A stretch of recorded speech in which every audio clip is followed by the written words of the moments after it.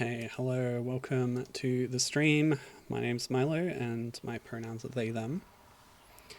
It's good to see you. We did have to miss a week last week, and I'm also interrupting my ongoing series of Donkey Kong fan games. There are more coming, trust me. But today, got a special little one-off. Hold on, setting up my stream manager. Okay, here we go. Yeah, so a little while back, my friend Max was looking for a game that he remembered from his childhood, and I didn't help that much, but I was involved in researching it. And we found out it was this game, Ardy, Lightfoot, and it was one of those fun cases where it's a game you played once, you half remember it, and then when you eventually figure out what it was, it's very satisfying. So it's a game that I've heard of, but I've never played, so yeah, I decided I would give it a try. And of course, Max is here in chat. Thanks for hanging out with us, Max, and checking out this little nostalgia blast for you. But first, I wanted to look at the manual because there's some fun stuff in here, some fun art as well. You can see Ardy. This is a kind of, yeah, one of the many mascot platform stars of this era. Hold on.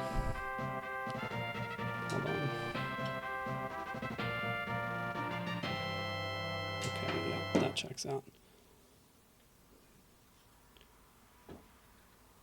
Gotta get my notes. Okay, here we are. Yes, so this is the American manual, I guess. In America, it was published by Titus, and from the look of the manual, yeah, it's a little bare bones, very literally translated. The game is composed of 17 action scenes. We've got our very brief, story introduction here. Hopefully the game itself does a better job of introducing itself. But yeah, Ardy is an adventurer. Peck is his friend, this little guy. Yeah, it's a 3-button game. It introduces the characters, but only with these tiny little blurbs.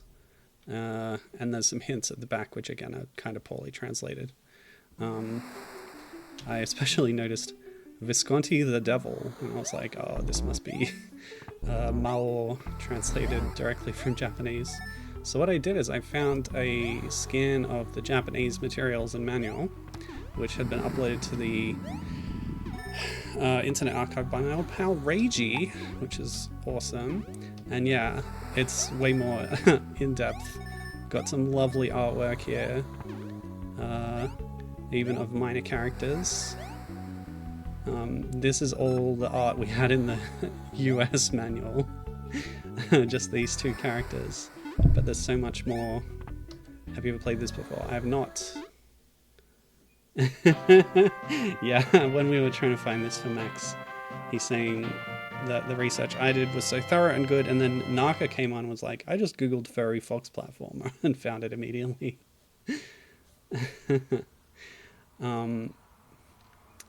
And so here's some actions you can do in the game. He's got a pogo jump on his tail, he can climb and duck. He even has a hide move. We'll test that out in the game, but I don't know what the function of that will do. And pushing and pulling blocks, so it's very adventure-y, interactive. Sounds really cool. The characters get introduced with these full, nice portraits, which is really cool. So there's Nina, Ardy's friend, and the old wise village man, the famous adventurer, the kind old lady, the lumberjacks, the baddies, which are evil versions of Peck. And then I think these are bosses, the mole man, hot cat lady, bird man, this guy, and as I expected, I don't know if you could see that, Mao Visconti, the Demon King. He's got a pretty cool design. And then we've got items, even descriptions of stages with screenshots. This is my favorite thing though. A full color comic introducing like the backstory and the premise of the game. The Albator can goes kind of hard. Yeah, I don't know if you got that far in your childhood experience with it, Max. But yeah, we'll be seeing him. So yeah, I was super impressed with that. It even credits the writer and the artist here. I haven't gone to the effort of translating any of this, but yeah, it's pretty obvious. Like, they're adventurers. They find a cool thing in a cave and like, oh, what's this? So they take it to the elder and the friend Nina. And he's like, oh, this is very important, blah, blah, blah. Who cares? There's 7 Chaos Emeralds that we need to find or whatever. And they make a rainbow. And presumably the bad guys are looking for this, which is bad. And oh no, something bad's happening, so we run out to find out what it is, and I'm sure Visconti is involved. Yeah, that's pretty much all you need to know. And it's the same tips from the American manual back here, I'm pretty sure. Prism Land is the land that we're in. Okay. Oh, and don't forget to pick up your turbo file adapter. Yeah. Which is, I think, backing up saves or something on the SNES. Yeah, these like third-party accessories. Cool stuff. Hi Gibbon, how's it going?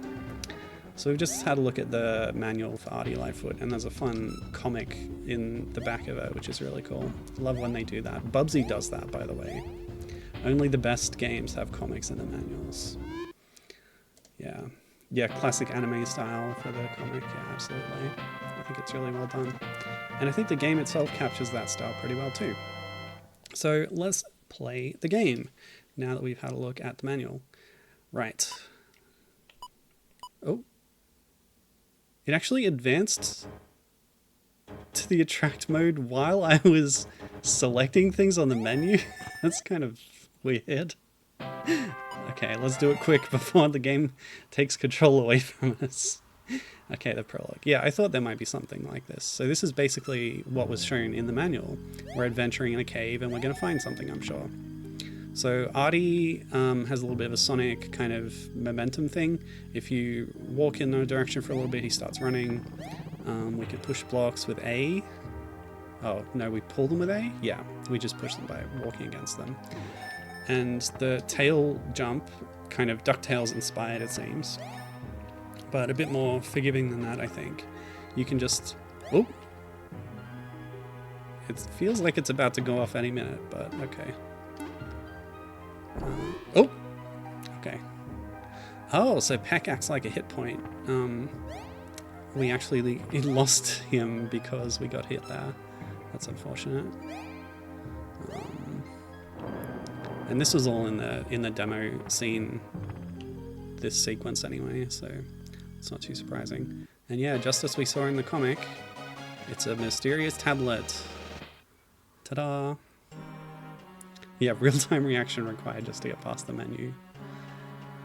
And here's the mole guy that we also saw in the manual.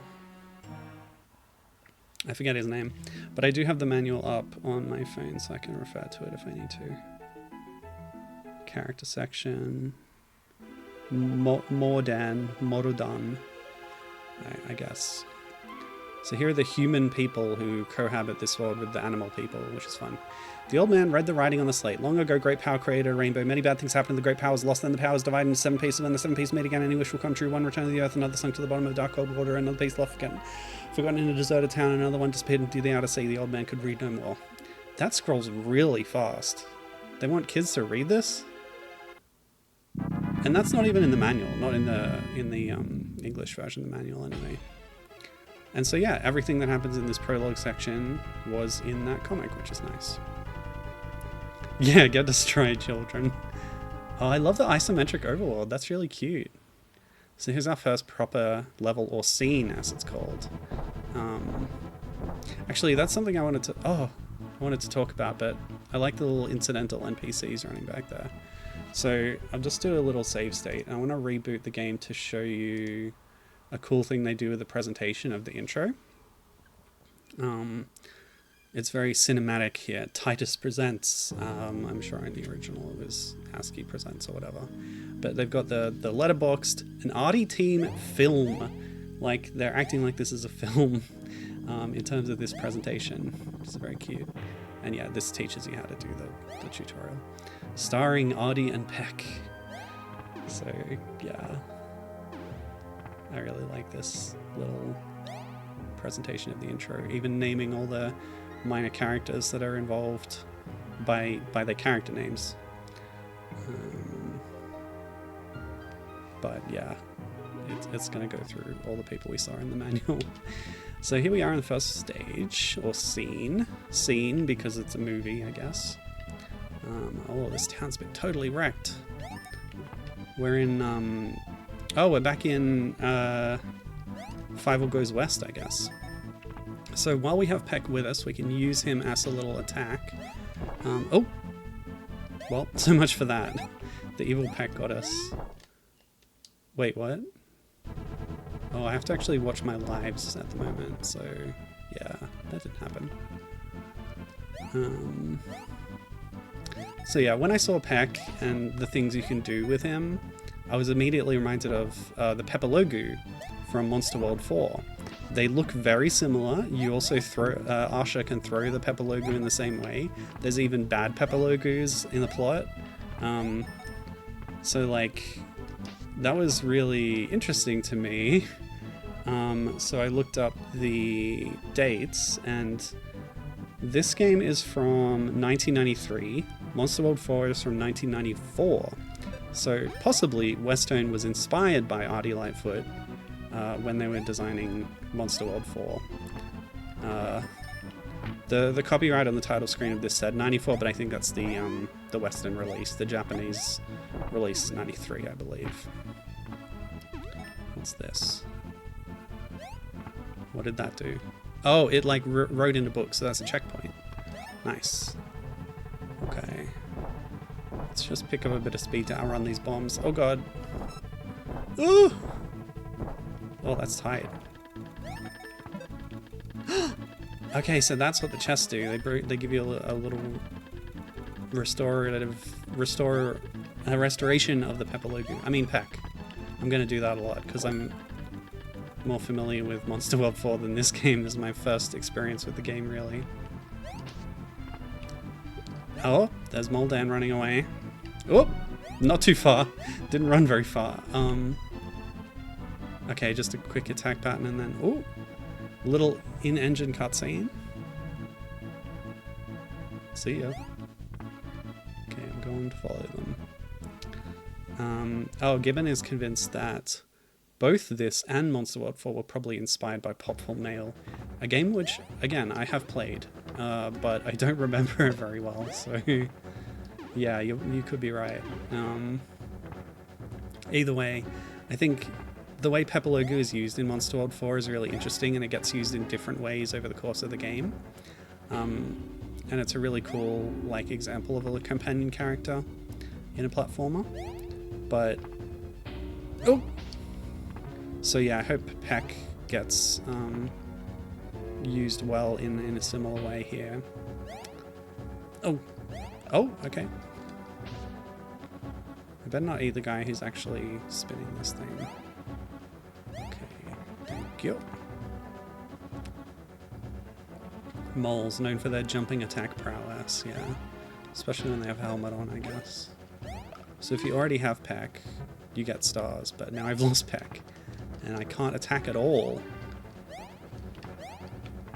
So it's a little kind of, I guess, Mario-esque. Oh, that one gave me a 1-up.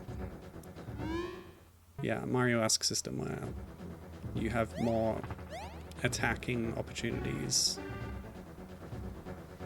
when you're at full strength like this, and then getting hit removes some of them.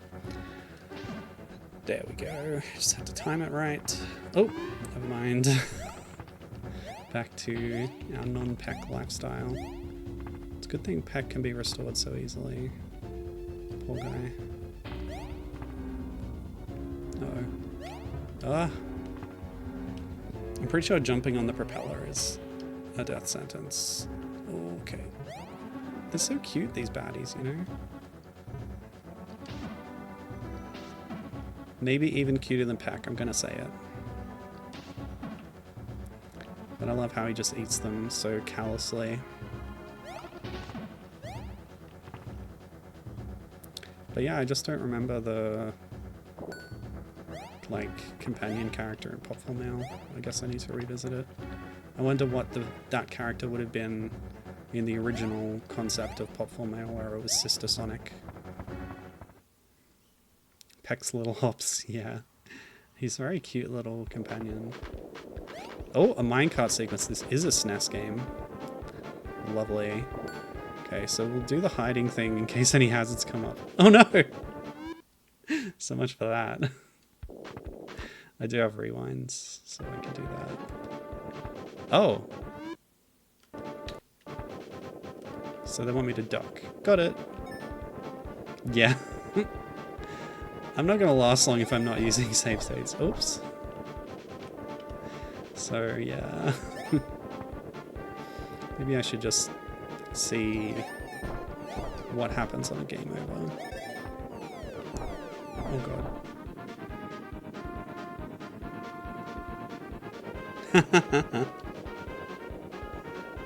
Funny. Okay. I can't control this. This is a cutscene again. This looks way too hard for child me. I don't know how I did it, says Max. Yeah, maybe your friend did it. Took over for that part. Well, get wrecked, that evil Peck person. Or what were they called? So that whole thing was a cutscene, by the way. Very cinematic. What was the name of those characters? Copies. The soldiers of Visconti's band. Enemies of Ardy. Cool. Alright, well, obviously we bash the head when the helmet is gone. Very K-Rool mechanic. But this is the first boss. Oh, the flashing is awful. Sorry about that. I hope that's not going to happen every time we hit a boss. Okay, pretty simple attack pattern. Wait, what? Oh, do I need to do the special tail thing to actually pull off an attack? A bit like the Mickey Mouse Castle of Illusion. Whoops. Okay. Yeah, Castle of Illusion was like that, the original. You had to do another input during a jump to turn your jump into an attacking jump, if that makes sense. The mole face under the helmet. Yeah, not quite as threatening as it. That's a lovely little touch on the design there. Which brings me to some credits. I was looking at the credits of this game. The game is made by ASCII Corporation, who I don't think I've played any of their games before, but they were kind of a big company in Japan at the time. They made a bunch of different things. Oh, not just games. They had a partnership with Microsoft in the 70s, and they were actually... It was Microsoft partnering with ASCII that made the MSX computer.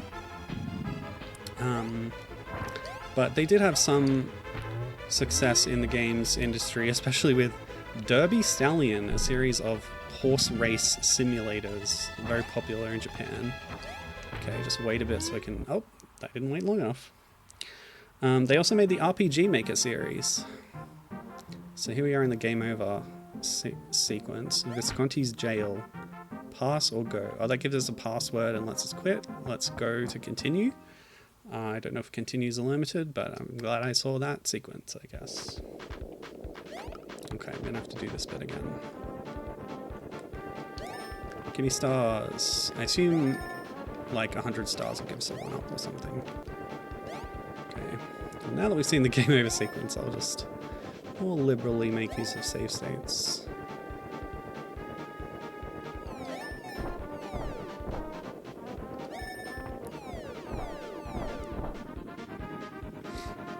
Yeah, so I had a quick look at ASCII's output and didn't see much that I was familiar with, but I also looked into the particular individuals in the credits and what else they'd been credited on. So the person who is listed for character design for this game is Takashi Tori, whose most of their other credits are character design and animation director on the Senran Kagura series, which is, I think it's supposedly about ninjas, but it's just extremely horny. Okay. Oh, I forgot to do the extra bounce thing. Hey, if we bounce off the head, can we get that Chaos Emerald quick, like early? Perhaps. When I had iframes, I managed to like jump off the head as if it was a platform, but you don't get the extra jump normally. Yeah, because it's only a smaller one like that. I think we'll just do it as intended though, except I'll use save states. Not quite as intended. This game's never been re-released, by the way. Actually, I didn't check if it had been on Virtual Console or anything, but I don't think it has.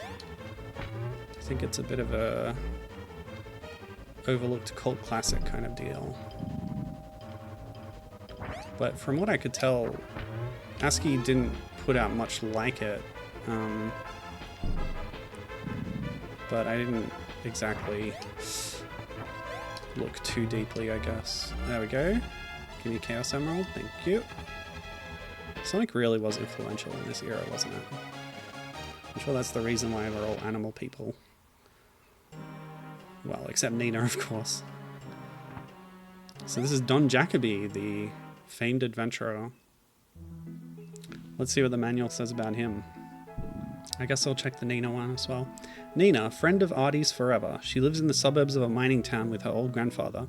As she inherits the pendant containing the red piece of the rainbow, the Visconti's band is after her life. I don't know if we've learned that yet. Don Jacoby, a legendary adventurer known by everyone, but few people have seen him. And that, who we briefly saw, was Catry, the very nimble wildcat woman, who will cause Ardy many troubles and will steal the green piece of the rainbow from the forest, which is what we saw just now. And the old lady, the woman who protects the forest. Ah, a kind of forest guardian, if you will. Conker's pogo-tail style, except not an acorn. The green piece of the rainbow of this forest will be stolen by Visconti's band. Spoiler alert, by the way. So, yeah, like, I don't see much connection between the Senran Kagura series and the characters in this game. But we might evaluate that later. Okay, do I need to do the hop for every one of these? I do! I won't damage anyone unless I do the hop. So that's a very, yeah, very much inspired by Castle of Illusion choice, I feel like. Now, one thing I wanted to ask, actually, is can you hear the game okay? Because I feel like the sound on the game is extremely soft, more so than most other games I play, so... Huh. So you can hold the spring jump indefinitely while you're sitting on the ground and then release it to do a hop. That's cool. That's kind of forgiving, you don't need to do, like, timing on it and stuff. Game volume is good? Cool, thanks. No spoilers, I haven't played this yet. Sure. Oh yeah, and Max also said, Unreal Engine 5 remaster when, Titus? Yeah, as if Titus is going to be involved. Although, I don't remember what happened with ASCII. What? Pepelogoo's red now. Oh! Oh, and it can fly freely. Okay, that's great. Just ride it like a balloon. Oh boy. That was close. He read, he ball. Yeah, I don't think Titus exists anymore, but I wasn't sure about ASCII. RPG Maker is not done by them anymore, so I feel like they dissolved at some point. But I forgot to memorize that part. The game has furries and inflation. What's that mean? The rider's belly disguised fetish. Okay, I think if I release the jump button at the right time, I will get a hop off those enemies, but I wasn't able to. Oh. Huh, let's try that again. Nope. Not much coyote time either. Oh! Maybe none. Okay, you can make that. Good to know. First try. Love this screen. Reminds me of ActRaiser. And there's Cat Tree running away. By the way, please enjoy the music. Do you preserve momentum if you do a running jump into a pogo? That's a great question. I should have tried that. Now this is the scene that Max remembered the most from the game that we were kind of looking for screenshots of that would be similar to this. Like platforming around inside a giant tree. A few games have things like this. Mr. Nuts has platforming inside giant trees, briefly. You know, Donkey Kong Country 3, things like this. But it was when we found screenshots of this stage that Max was really sure that we were looking at the right game. This is the level. Yeah, I gotta try that preserving momentum thing later. But these sort of spinning branches are very tricky. There we go. Gibbon admiring the foreground vines and leaves. Yeah. It's a nice touch, actually. I feel like games of this era didn't use that a huge amount. Sort of foreground details that partially obscure. Oh, just to add atmosphere. Yeah, Yoshi's Island did do that, didn't it? That's an excellent game. I really gotta get around to playing Crafted World. I buy and play every new Yoshi game eventually, just because I have such good memories of playing Yoshi's Island in my childhood. Kind of similar with the Donkey Kong series. Okay, cool. So we got that checkpoint. Stars! I like that you can sort of buffer your spring jump at any time in the air. Oh! Oi! I thought I was supposed to grab that hook or something. Max adored Island and Story as a kid. Well, I wouldn't go that far. I adored Island. Story sure is a game that exists. Oh boy. Oh! I thought I would be able to just bypass all of them. I don't know what to do because there's not much room to maneuver. Can I jump? Not really. Story was nice. Story is interesting. It's very different to Island. And I think for the worse. But you know, it's got its charms. Okay, I think if I'm low enough, I do avoid all those. That's nice. So we got our checkpoint, we got Peck back. Nope, and one up, that's fine too. Haha, cute. And here she is, Cat Tree. When we got to this point in reviewing footage of this game, we all started thinking, why don't we place that character? She's interesting. Oh, and Zed's here too. Hi, Zed.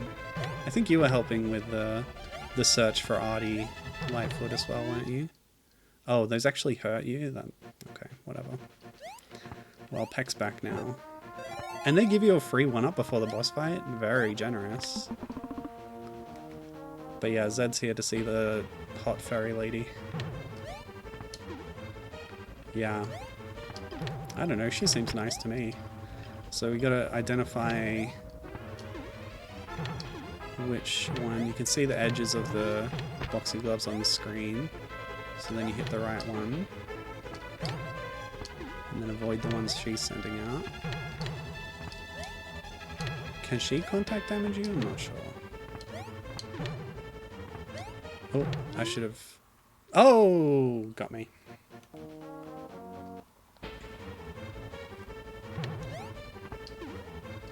Max agrees that Island is the much better game. Well, obviously. You're not blind. Okay.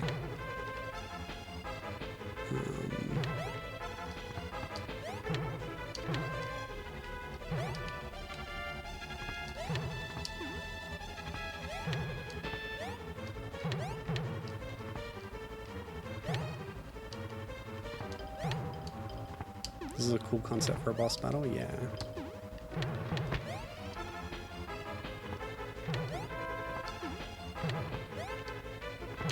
Sorry, I feel like my comment was a bit ableist, saying you're not blind. But let's say you're not stupid.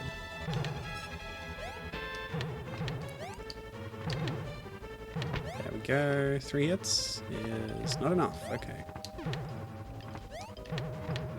Oh. 4? Oh, she turned red. Just like the mole. It did take more than... Oh. Let's try that again. It did take more than 3 or 4 hits for the mole, I guess. Okay, you stay there. Just contacting it hurts you? That's ridiculous. Okay. Yeah, blind ableist, stupid A-OK.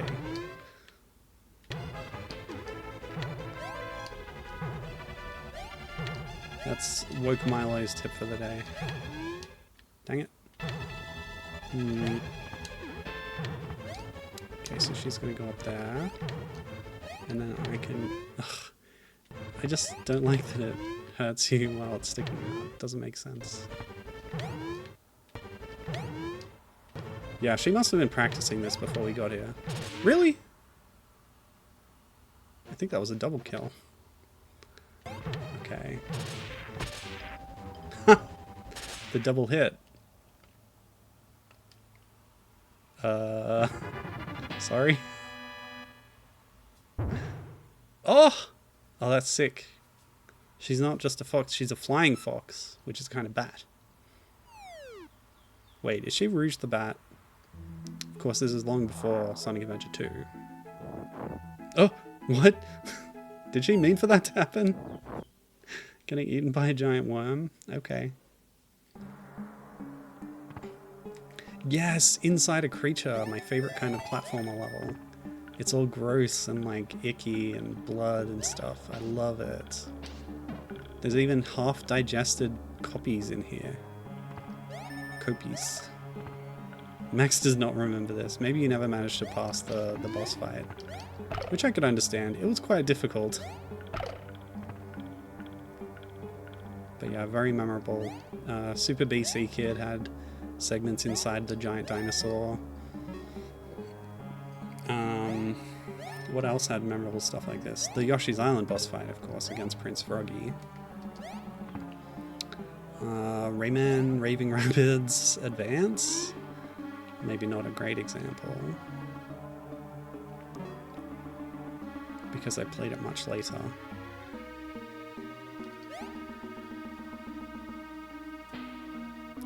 Oh no! Yoink! I guess I'll just leave her there. I want to help her and then let her play the rest of the game instead of this guy, but okay, whatever. Being able to glide on those wings I think would be a cool mechanic. And who doesn't want to play as a sexy cat lady? Oh, rather than this guy, whatever he is. I don't even know what animal he's supposed to be. Maybe a weasel or something. Oh! The teeth even drop on you from above. There's a time pressure. What? There's no way. Whatever. Oh, and you don't have to repeat the little cutscene sequence if you go past it again. Okay.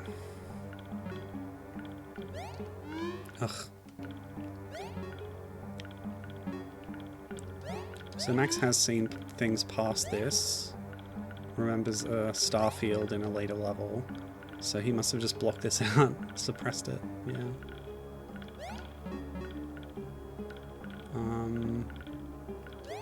There's a bit in Echo the Dolphin where you can get eaten by an alien and do a little level inside it, I think. But that's only in the Japanese version. That's something they added as a leniency thing. What? Oh, the mouth opened up? Cool. And there's Don Jacoby. Wait, what? Oh, he cut open the butt of the worm? That's even more gross. Well, I guess we have left the worm behind very quickly. We never have to think about it again. There's a Super Mario Land level with teeth and spikes. Okay. Yeah, why are there teeth internally in that creature? That's true. And yeah, Echo the Dolphin is pretty out there. Not a regular kind of game. Yeah. Oh, Super Mario Land 2, not Super Mario Land 1. Yeah. 2 had some pretty cool concepts for levels, for sure. I don't remember... Ugh. Is the torch a hazard? I guess it must be. It's fire, right? Well, you get to live, because Peck's gone. You're very slow. Oh. What I should have done is just this. Oh, and then the lights go out. That's really clever. Yeah, I like that. Super Mario Land 2. I'm trying to remember a thing where you go inside a creature in Land 2.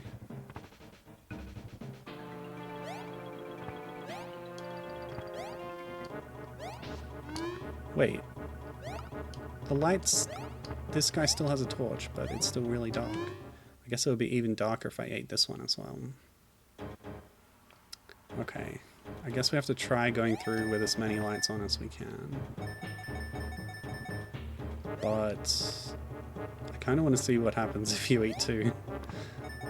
So... Eat. Oh. Eat. Oh. Okay. Counterpulling, eat them all like a Chad. Yeah, I'm doing it. Yeah, there we go. Now nobody can see on the stream, but I can. Oh, this is rough. I'm actually got a bit of reflection on my screen, which is hurting this a lot. Oh, it lit up again, thank God. But I missed something up there. Wait, is this a snake? Oh. Never mind. This time we'll leave them. If I can. Oh, okay. Pretty generous iframes, which is nice. Ugh.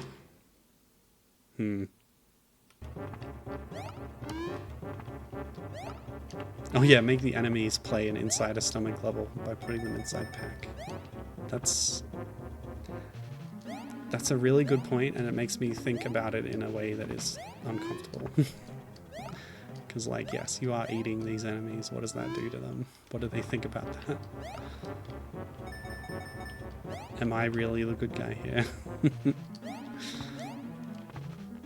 Okay, I think we can eat this one, just to get through this part without taking damage. We've still got a bit of light. Oh, God. I forgot. Okay, this time... The burning rope! Donkey Kong Country 3? So those stars do lead you over here, and that gets you a checkpoint. And if you don't do that specific sequence in that way, you don't get a checkpoint. Very, very cruel. Okay, so I died to get Peck back, and gonna avoid the bomb. This feels like a big snake that I'm walking on like Battletoads. And I thought I could pick up the bomb because you do that in the intro, but I guess not.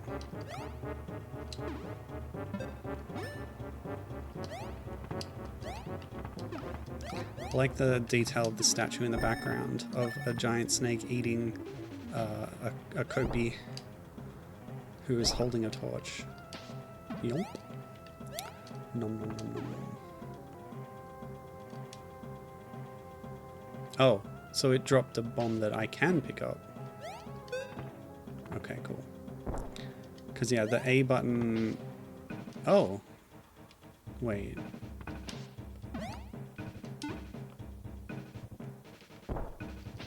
So the A button also throws pack, but it's also used to like pull blocks and pick up items. But I wasn't sure if the Y button also lets you pick up stuff. It does. So A and Y do the same thing, I guess. Okay, whatever.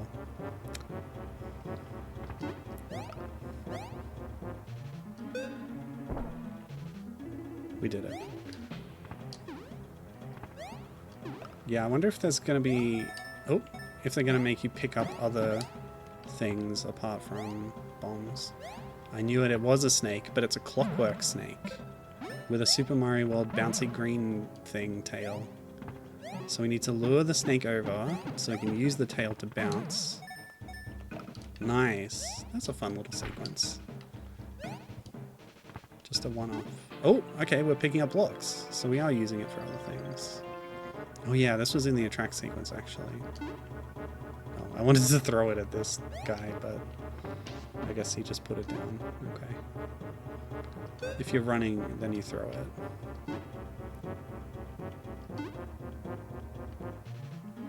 Is it not lined up correctly?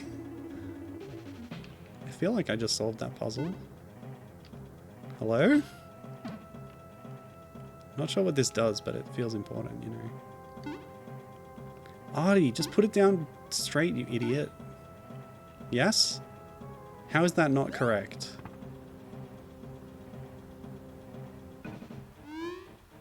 Ouch. There's another one? Oh, I blocked this one. Okay. So I was blocking it. Wait. Do I need another block? That means I need to get back through this corridor. That's okay, I'm an expert. Never mind.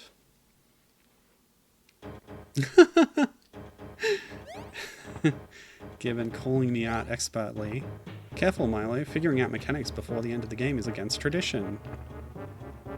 She's right. I do have a tendency to play through a game without understanding core mechanics.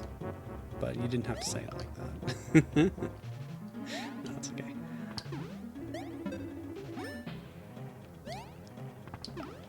Good parallax going on in the background. Yeah, there is actually. The layers of blocks that you can see. Yeah. Good call out there. Alright, so we're gonna eat this guy, grab some bombs. I'll do a save state this time when I'm closer. Like, the bombs have the same appearance now as they did when they were blowing up on contact with me on the conveyor belt, which was... I don't know. I feel like they're changing the rules with a single thing, you know. Okay. Oh, a checkpoint over here that I missed. There we go. So we actually need to go down here to get to the snake to reach the higher platform.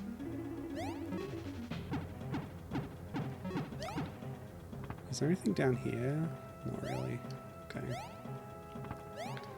The pattern on the snake is kind of painful in the eyes when it moves because it's the blues and the greens and the reds so close to each other. It just shows how top tier I am being able to get through games without using key mechanics.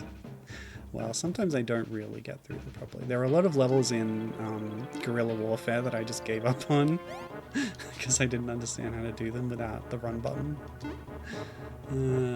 Probably the worst example of that. Monkey Shines 2. Don't watch that stream. It was terrible. Okay.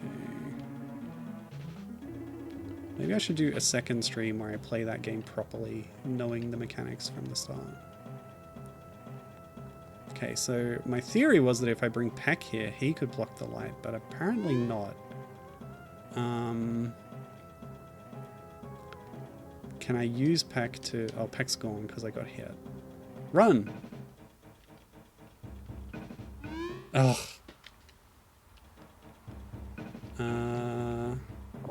Hide.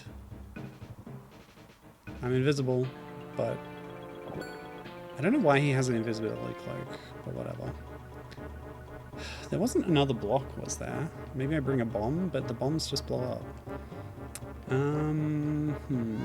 Ugh.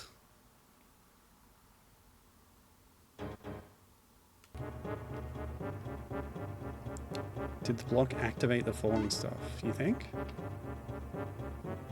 No, it's still going. But maybe this block has nothing to do with the door? Oh, maybe going through it the first time activated the spikes. And that just teaches you that they can do things. I thought I would have to block both, but yeah, you just block one and it opens the door. Okay, they're not linked. No, you were correct, Max, actually, I think. You're not blind or stupid. It is I who... Well... Am I allowed to be ableist if I'm disabled?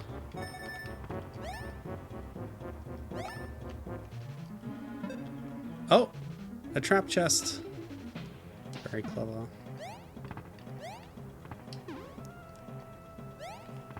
Can I bounce off the checkpoint? Not really. I guess that's just all optional stuff. You must be able to bounce off the top of the baddies or something. Okay, so I'm gonna try this thing. Oh! Yeah, you don't really keep much momentum from your run when you pogo, I think. Ugh.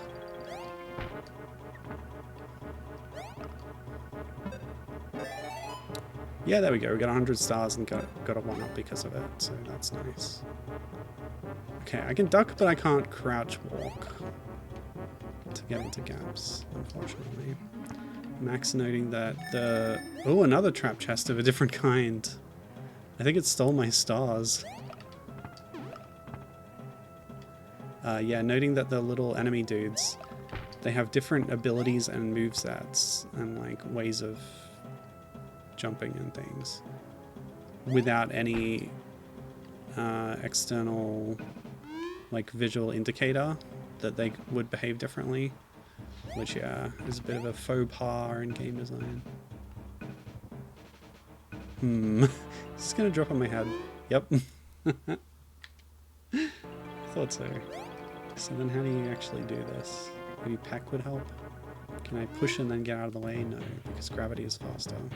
Oops. Rewind history exhausted. Okay, well, so much for relying on rewinds. I don't do that anymore. The rat's cute. Oh, maybe we gotta beat the rat to something. I'm thinking Battletoads again. You know where you're racing the rat? The worst level of the game, in a game that has many worst levels. Okay, so... stars. Yes. Okay, so there was nothing up there, that's fine.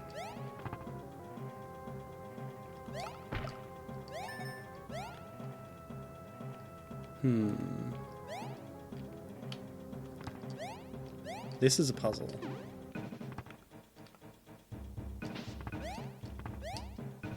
I'm gonna solve this puzzle instead of going past it. A little La Mulana action, anyone?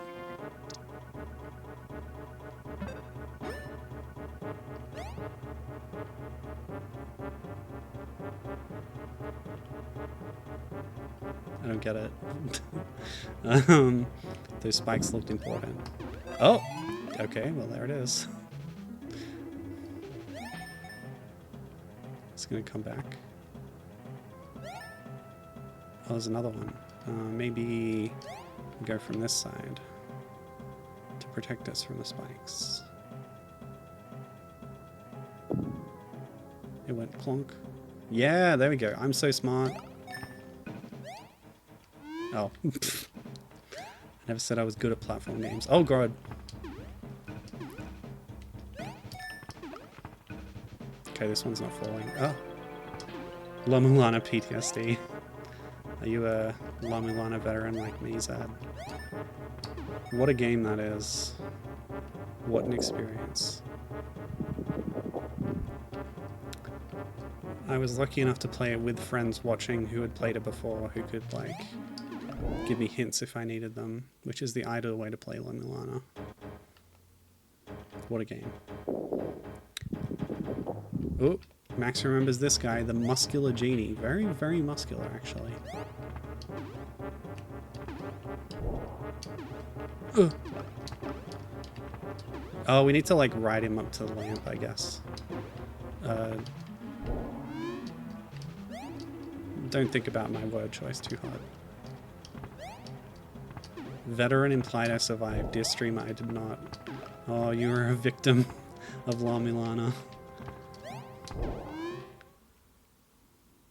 Have to go to the La Mulana Memorial to see your name.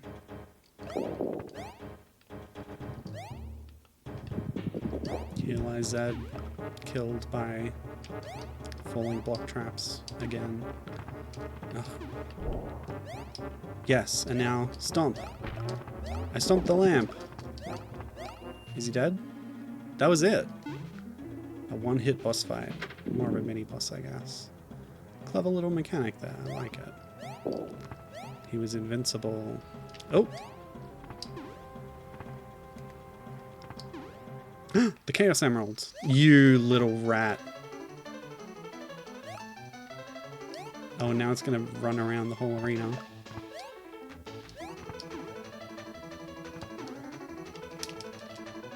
Okay, we got it.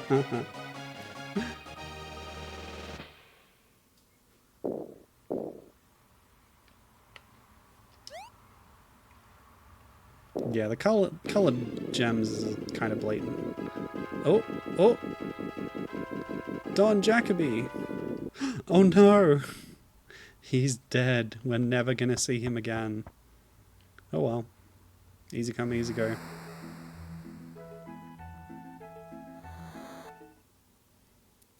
Remember the egg-stealing mice from Yoshi's Island? They tilted me as a kid. Yeah, I remember them. They didn't steal the Chaos Emeralds from you, at least, just eggs. I actually really like those mice. I think they're a awesome little design. Love that they came back in the 1000-Year Door as a party member. Oh, so we did see the main antagonist there in the Japanese manual, but now they're kind of hiding him. Donkey Kong Country actually had K. Rool as a silhouette in its manual. So I guess the baddie is telling his boss about how many of the Chaos Emeralds I've got. This is Beecroft, I think.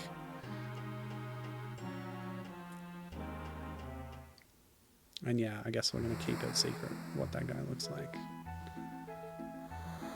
Why did you go directly to the pirate ship on the raft? Why did you do that? I guess he just knows that the next Chaos Emerald is here. Oh wow, that castle in the background. Wait, is Visconti supposed to be like a big version of the Copies? I like how the log was slowly sinking, even though wood is kind of buoyant. Whatever. What? That tiny, innocent-looking bird hurt me? I guess it's another baddie. Different looking than the other ones, at least. Oh yeah, these are the... We saw these guys. Oh, okay. Falling in the water just kills you. I thought there'd be a chance to escape the shark or something, but I guess not. But yeah, we saw these guys in the manual, the pirate crew. Whoop!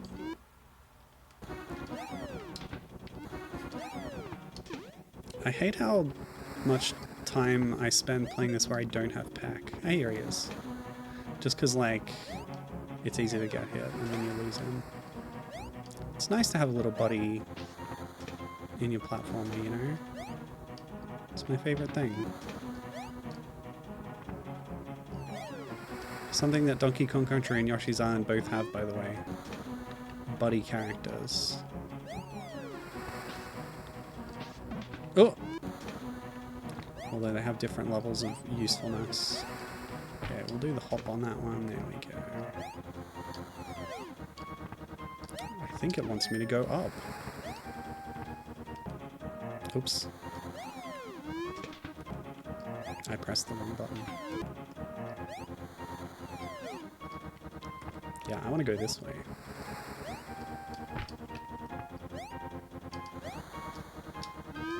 Ah!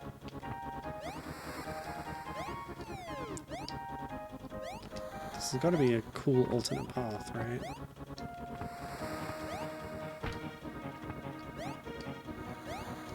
The anchor?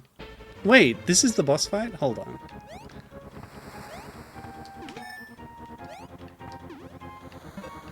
I thought that was a cool alternate path.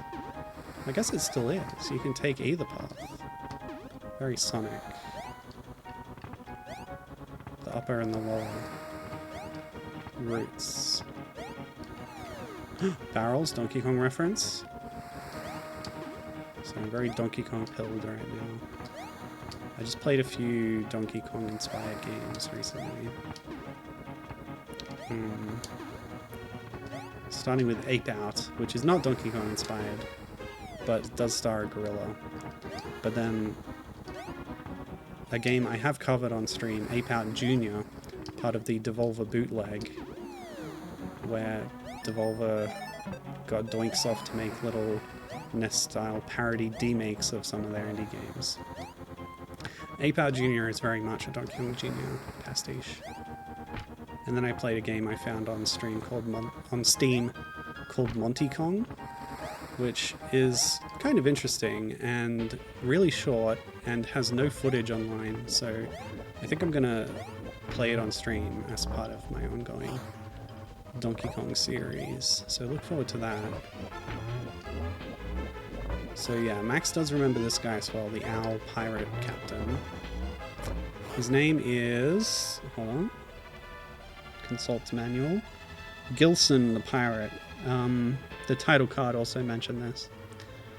The captain of the pirate ship that crisscrosses the ocean. He protects the treasure of the ruins in the South Ocean from the tomb thieves. Oh, I guess he did a great job of that, because I already robbed that tomb. Adventurers are afraid of him, but he will never join the band of Visconti. Oh, okay. So he's a third party in this conflict, or whatever it is.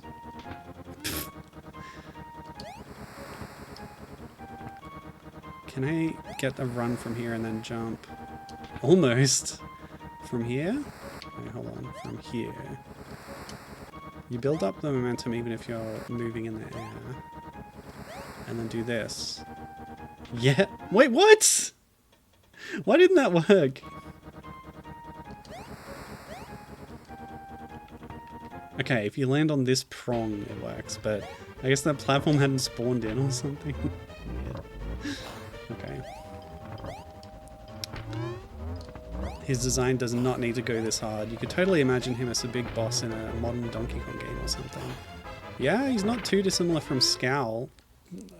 Case in point, the Viking owl from Tropical Freeze, who throws feathers at you as an attack. He doesn't have a cool hook hand though. Speaking of Donkey Kong's Bite, have you seen Windswept? Will be right up your alley, I think. Yes. So I have covered Windswept's demo on the stream, and then late last year I played through the whole thing myself off stream. Missiles? Excuse me? What? Bit of an escalation. This owl is so dapper. He is. He's got a waistcoat on and everything. Like I say, the character design, pretty cool. And like, very unlike anything you'd see in Senran Kagura. Like, this game has sexy cat ladies. That game does not have furry characters in the same way, even if it has overly sexed lady characters. Owlitzes, oh my god, what a terrible pun. How good were the boss fights in DKCTF? They were amazing, especially with the David Wise music. There were two boss fights that weren't as good, and coincidentally, they're also the ones that don't have David Wise boss tracks. They have Yamamoto team boss tracks. So you can tell which ones are good and which ones are bad. It's very kind of them to do that. Oh boy. My iframe saved me from those feathers, because it's really hard to avoid the feathers. Okay, well... do it? Okay... Oh!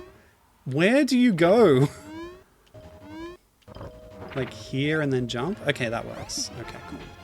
Oh, now he's shooting bombs out of his sleeve?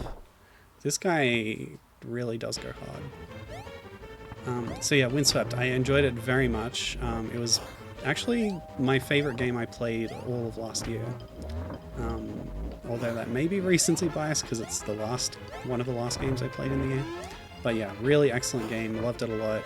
DKC 2/3 inspired, as well as having a lot of Celeste inspiration, which are two very different games, but they made for a really interesting mix, or combination, even if they didn't exactly mix too often in the gameplay.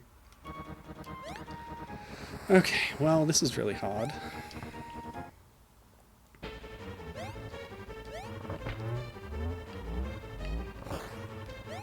Nah. But yeah, I recommend Windswept very much to anyone who loves either Donkey Kong Country or Celeste.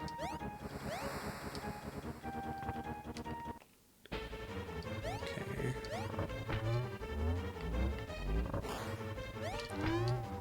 But I did want to talk about some of the other people who worked on this game because... oh boy, oh boy. I think it was the director went on to be like a Sony executive and then is credited as producer on just a ton of Sony games from the PSP onwards. But the composers of the music, there's 2 listed. Dang. One of them doesn't have many other credits. In fact, their only other... No, this was their only credit as a composer. That's Katsuhiro Hatano. Whereas the other one, Akiko Hashimoto, later gets credited on Sega games as a composer, specifically Virtua Fighter 2 and Shenmue, at least for sound. Not sure about music composition, actually.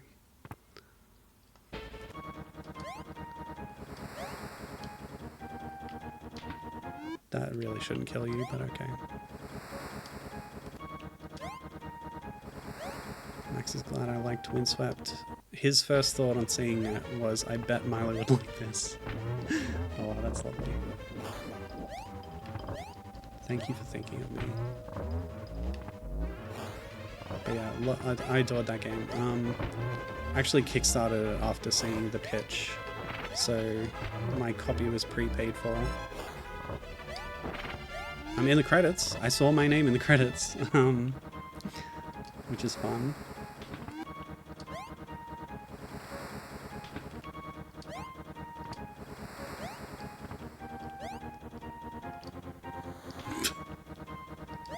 It's so easy to die. I guess if you wanted to do it a little bit safer, you would do this. And then cross the boats. Yeah, there's a fair few back, there's a few hundred. But I'm in there if you watch closely. It's also not in alphabetical order, I think it's in backer order. So you really got to keep your eye on it.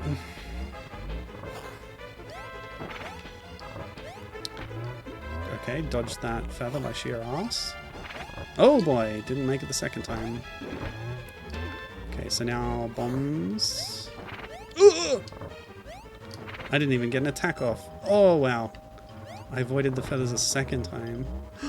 Red mode. That means he's... Oh, damn.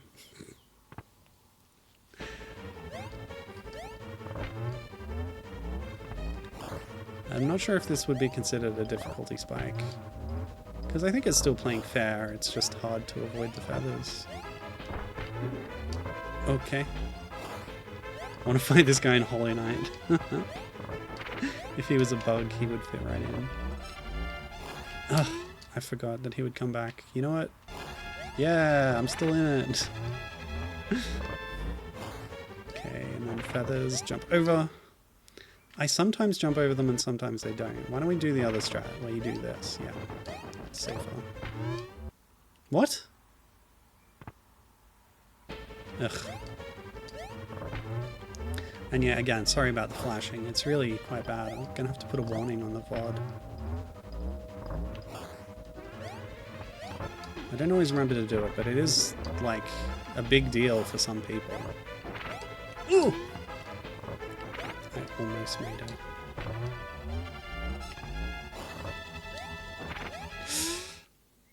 So he just always does it in this phase, I guess? Okay.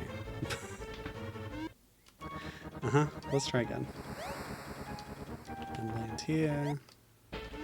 Oh, never mind.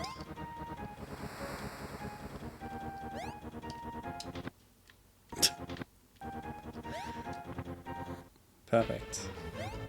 I don't know why we have to fight on the anchor, but it is a cool venue for a boss fight.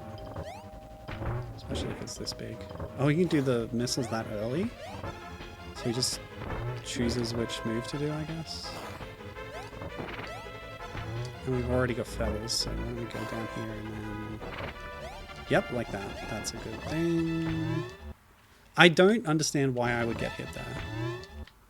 Is it because he's moving upwards and the hitbox intersects with mine or something? Like I only have invincibility very briefly when I'm doing the hop. Oh! Okay, can we do this? And then, oh, yeah. The bombs, what do we do? I don't know how to avoid this one. Oh! I guess just running around. Oh! This is really hard. Okay, and then here, and then here. No, there's more! Okay. Here, and then here. Oh! The bomb on the way up. Zed's saying this already has Holy Knight level difficulty, so...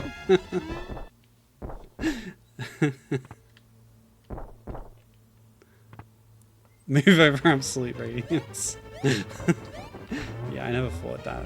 I didn't do any God Home stuff. Didn't beat Grim Nightmare King either. And gave up.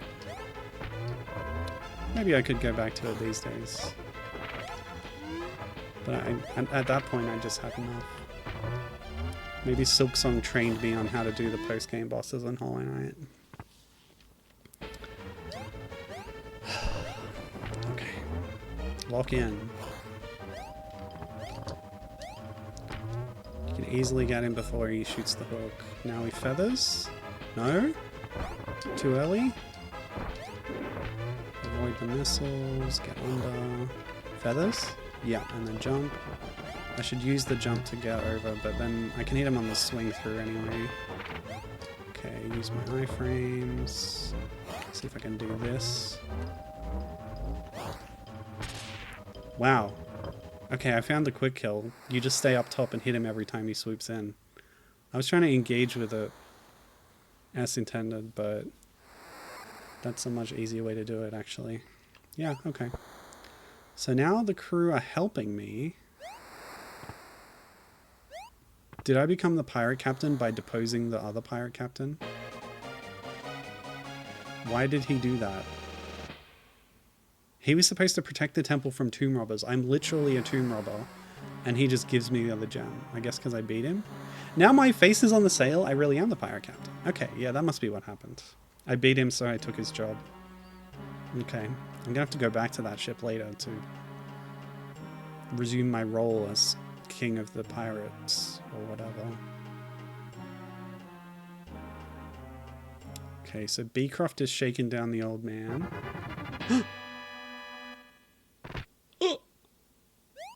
No. And as we learned in the manual, Nina has the red piece. Hope the old man's okay. You beat him and now he has a crush on you. What the? Okay. These were actually in the attract mode as well. But still, it's a little unsettling when the mouth just opens. The attract mode had a lot of trouble getting up to where that skeleton is. So we're just going to follow its lead and fall down to the lower route, Sonic style. Oh, we can pick this up. Ooh, Max remembers this. So the attract mode also taught me that the block can block the spears. What? And has a really finicky hitbox, apparently. Oh well. Just use iframes to get through it.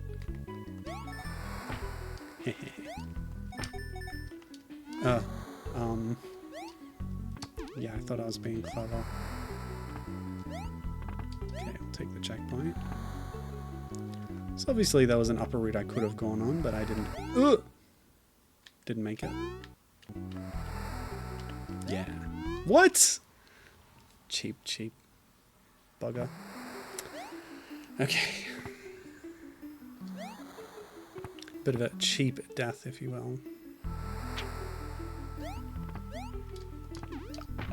Yeah, take that. Ah!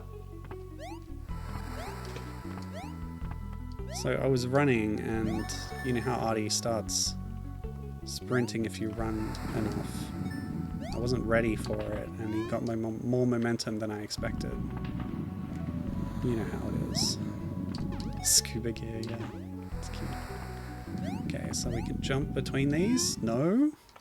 Makes me wish I had a glide or a double jump or something.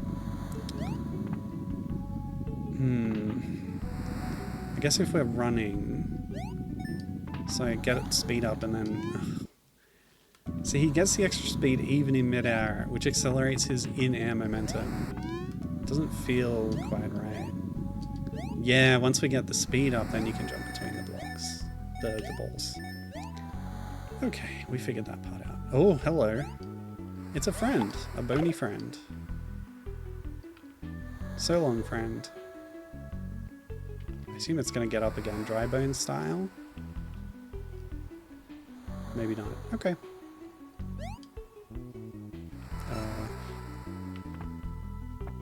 Oh, so you end the level down there, but not up there. Why is that platform there? Weird. Okay, Beecroft's stronghold. We did see him in the cutscene elsewhere, so I assume he's not here.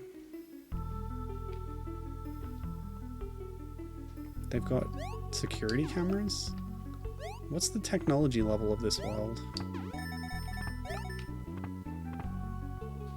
This was so hard. The ball thing? No, man, it was easy. I don't know what you're talking about. You must have been a real stupid kid, Max. Sorry. Oh no, the bit coming up? Okay.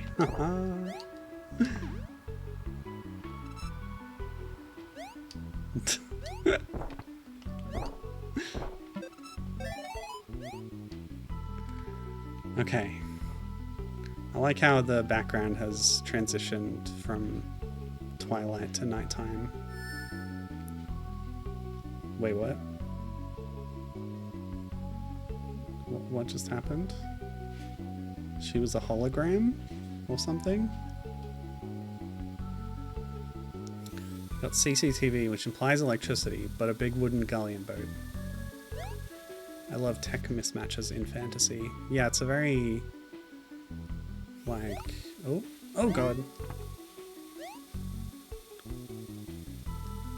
I feel like you get that in a lot of fantasy anime.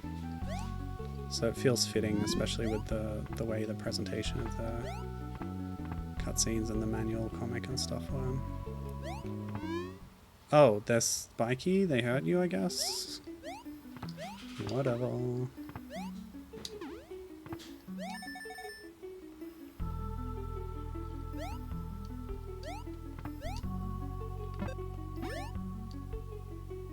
That actually put me a fair way back.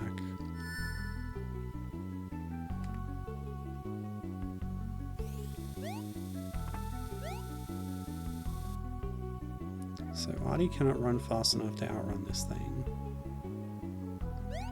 So we hop here. Yeah, it's kind of hard to tell where it is because it kind of despawns when it's off screen.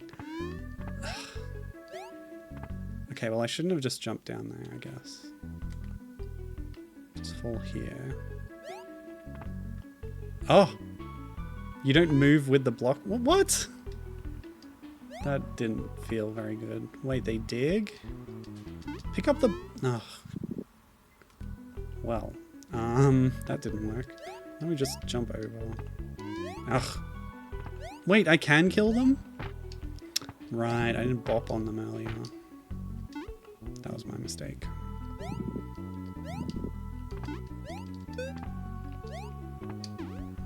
What? Do I need to drop it on their head and then jump off it? Yeah, that must be it. What? Can we do a redo of that? Okay, now come over here. No! What? What's going on with this block? Okay. Does Peppy eat them? Yeah, he does. Peppy. Peck.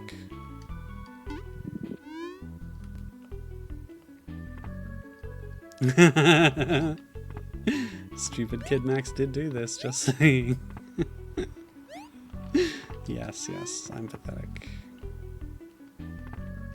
So this is the bit you were talking about? kind of a pain in the butt, honestly. Just come over here. Yep.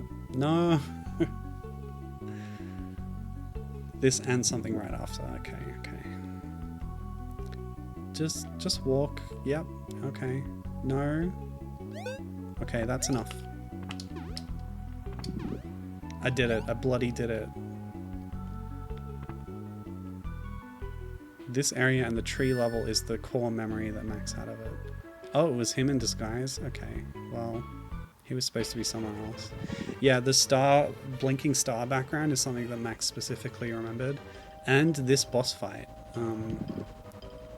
which, by the way, there's a hint about this in the manual. So, I don't know why you thought it was hard, and the manual just tells you how to do it.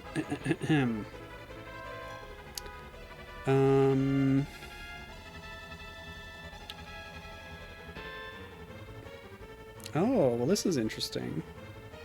Wait, Max can increase his tail jumping power by puffing up Peck in the air. How does that work? By puffing up Peck in the air. Is there another Peck button that does a puff up? Or was it the red Peck that happened in like one level?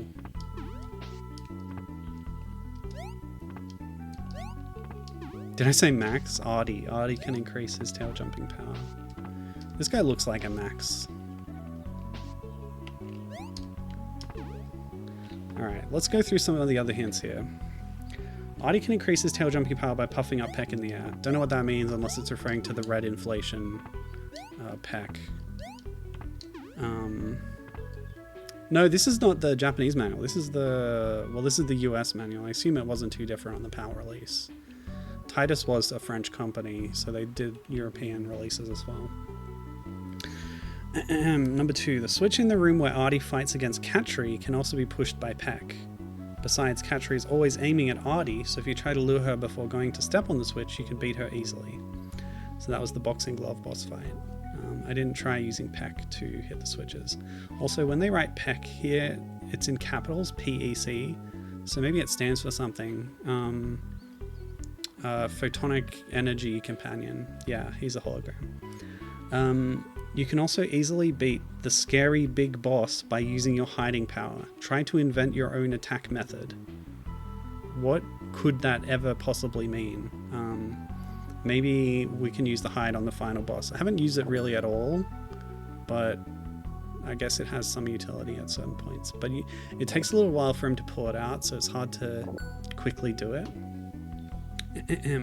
The ghost that appears from the lamp will not be damaged by any attack from Ardy, but he does have his weak point. What can you find in this room besides this ghost? So we just figured that one out. Rocks will stop and throw back arrows, so don't forget to use them. The attract mode taught us that. Ardy will land and stand on his tail if you keep the B button pressed continuously during his jump. Try this if you cannot make Ardy jump with his tail, but be careful, don't jump where Ardy may hurt his head. So there is a ceiling bonk aspect to it. But yeah, this is like, if you're having trouble with timing the bounce jump, you can just hold B in the air and you can buffer it. So that's pretty good. Pretty easy. The attacks of Visconti are really dangerous. Really very dangerous. Though if you observe him carefully, you will be able to foresee his next move. So vague. You can read the final boss if you watch him. Yeah, pretty obvious. People eating cutie. That's a good one, actually. So I don't know if this is the big scary boss. Hey, that works, actually. It protected me from that attack. Oh, big hand. Let's give this guy a big hand. So I think we pick this up and that reflects things. Yeah, okay. Because it's obviously an object of the size of things that you can pick up, right? And it's a mirror, so it'll shoot those things back and hit the boss. Yeah. To be fair, I think we found this out during research, how to fight the boss. So I kind of had some idea already, but it's, you know, it's the thing that's on screen, so obviously you have to use it. Oh, well, there we go.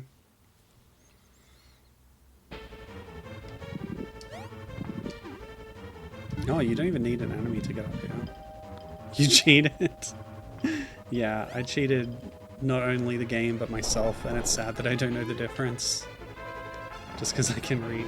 Well, the manual didn't say this. It did tell me about the hiding power, I guess. Wait, that's it? I guess if you just do the same attack over and over again, that I'm in the correct position to reflect, then it's not really a challenge at all. Okay. I do like the kind of stone robot thing. It's got like Laputa Ghibli kind of vibes to it, which is nice. It's that fantasy anime vibe we were talking about earlier. Okay. Wow! Hey look, it's that guy who got crushed to death. I guess it's his twin brother or something. See ya. Because he definitely died earlier, it's obvious. Oh, okay. Whoa! Skeletons! Wow, that's so much more impactful having them come to life and pull their arms out from their shackles, rather than the one we just saw wandering around earlier. Like, what a cool introduction to this enemy type, except that there were already skeletons earlier that weren't as threatening or cool. Oh well.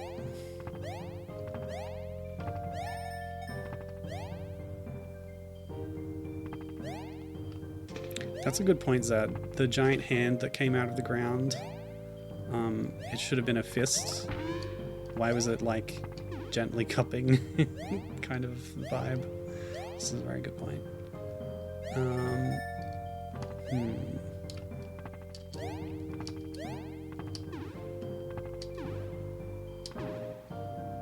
Oh yeah, another foreground effect, the flowing waterfalls. Reminder, they would probably have looked a lot better on a CRT. You can see the dithering on the water down here. That would have been blurred a bit. And the moving, sort of transparent water effects. Something you lose a little when you're doing this sort of pixel perfect digital rendering, but I do prefer the digital rendering overall. I don't think any artificial CRT shaders that emulators or anything have ever done has looked very good at all. Okay, so we'll skip the drop down, go the upper route this time. Oops. SNES has those options. I'm gonna just have a look at them quickly, see if they make the water look any better. Oh, I better wait until we're near some water, I guess. And not near a skeleton. Okay. Oh, well...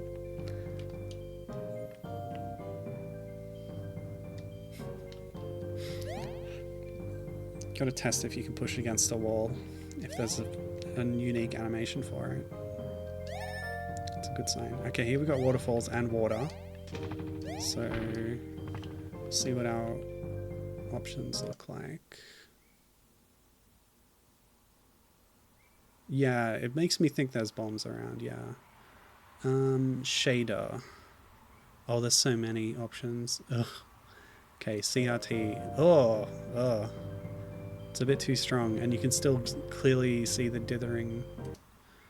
So no. That's CRT Geon. CRT Glow. That is too glowy. CRT Lotus. That's way strong, very strong. Lotties. CRT Royale. That just puts lines on everything.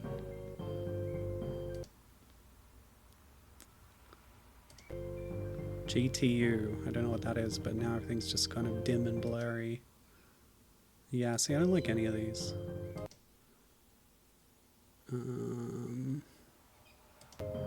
Whoa! What the heck? PAL composite. Oh, PAL composite. That's what I grew up on. I don't mind that one as much, although it kind of messes with the colors a bit. Retro. No, that's terrible. It just puts pixel lines on things. Ugly. Oh no, it's the smoothing algorithm. Oh, that's so gross. Oh, it's the worst one. Oh man, so bad. Imagine playing a game like this and then putting that footage on YouTube. You see it all the time and it's horrible. Oh man, that filter. That's XBRZ, by the way. And you do see it and it's not good. What the? Lots of people like CRT Royale, but I find Royale still too strong, says Zed. Royale, is that the one people like? Yeah, it adds a slight curve, but yeah, it's way too strong. Well, I didn't find anything that I prefer to just the plain no filter look, so yeah, good to know.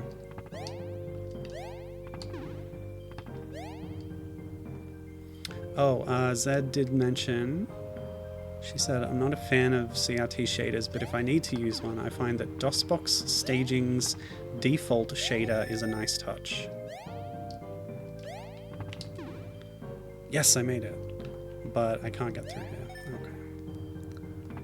DOSBox Staging's default shader. Okay. I was thinking of playing a DOS game soon, because there may be... Yeah, I'm gonna play some Scunny games. Scunny, the classic DOS mascot platformer. So I'll be looking into DOSBox again soon for that. So yeah, it might be worth checking a shader or two there, but again, I would probably opt to just not.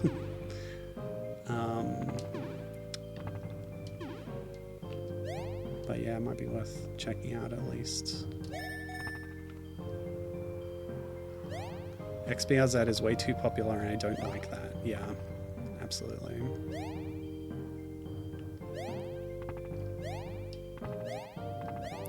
I don't know why people think it looks good. Oops. So it feels like we need to fill this pit with water and ride the log, but how do I do that?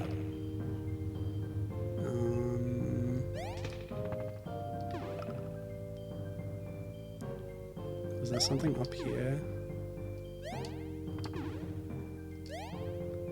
It just feels like I'm missing something with all these rock walls. So there were some stars here. Oh, maybe we pull this.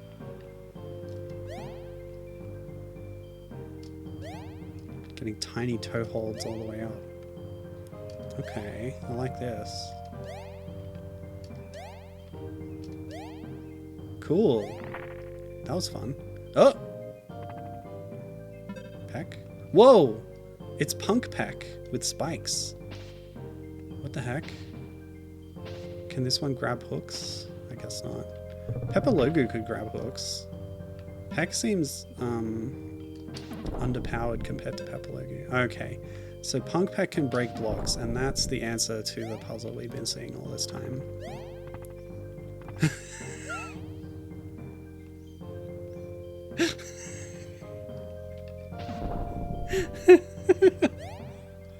Oh, Max, your message.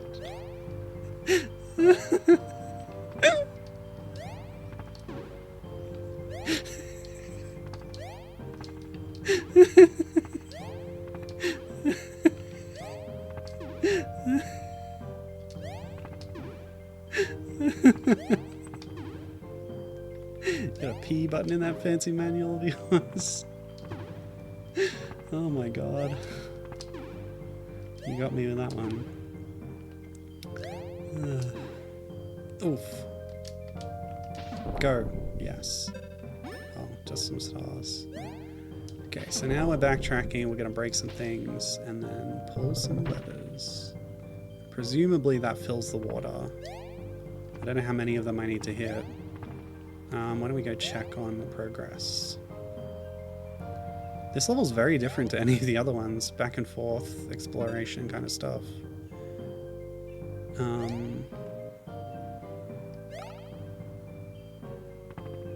Oh. Nothing has happened? Okay. Maybe nothing will happen until we hit a certain amount. But yeah, we did see when I had Peck already and I hit the chest again, like a helmet came out, so this is not a different Peck. He's just wearing a helmet, I guess, which changes the color of his whole body. I don't know. I don't think it's satisfactorily explained what Peck is exactly. It's a Metroidvania. Yeah, that'll catch on. The new term that everybody uses. Can Peck eat skeletons? Yes! Destroying them permanently. Presumably their souls are also permanently destroyed by this because Peck is obviously some kind of eldritch being. You know, like Kirby. Kirby's a cosmic horror. Oops. Who looks cute and will just eat you. Of course, this postdates Kirby. But I still need to determine what the popful male connection is. Perfect eldritch creature is what Peck stands for. Yeah, that's a good one.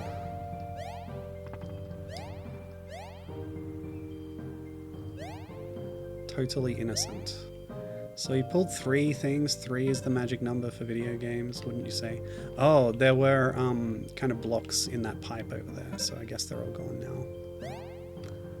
Which means if we go over here, the water. Whoa. Cool. Perfect, because they're round, yeah. Any round creature is automatically perfect. Okay, so the pirates are backing us up. Firing cannon at the castle.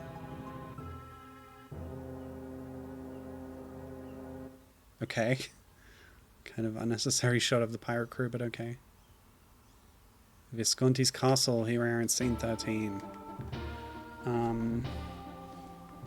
wanted to look up popful male before I forget. Popful male.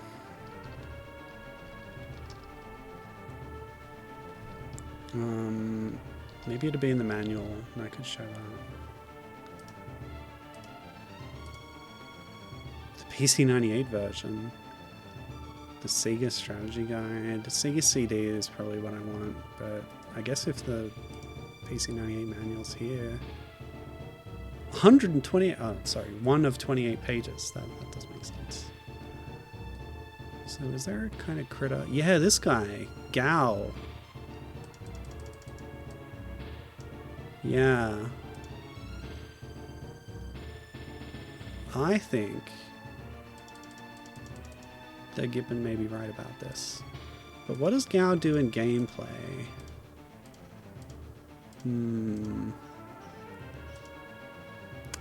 Well, that will be a mystery for now, I guess.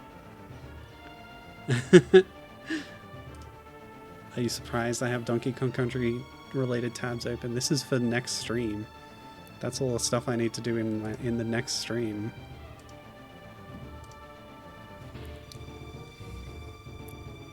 Was the quantum water waiting for you to observe it? That was interesting, wasn't it? I love Ardy's run cycle. It's very cute. Let me just check. Oh yeah, the other staff member that I noted for working on this, oops, there's a lead programmer credited and an assistant programmer. Oh, okay, that's fine. The lead programmer, Takumi Inoue, only has one other credit. No. Yes. Has one other credit on Moby Games at least. Derby Stallion 64. Part of the long-running horse racing simulator series from ASCII. Oh, I thought I could jump on the spear? Can I, like, grab it and ride it? Like this?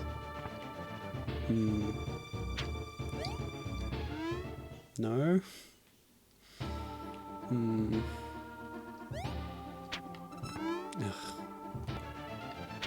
Peck. No? There was no hint for this in the manual. Oh, you can land on them. You just have to be better about it, I guess. Okay. Oh!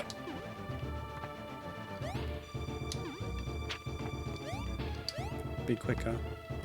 Jump! Ah. The manual didn't mention it.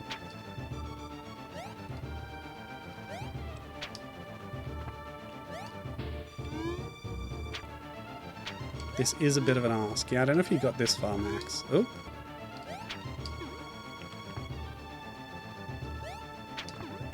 Oh! I almost skipped ahead. Speedrun strats.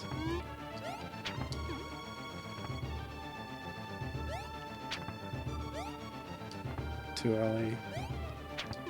Oh! I accidentally did a pogo jump. I have no memory of this place. That was my Gandalf impression.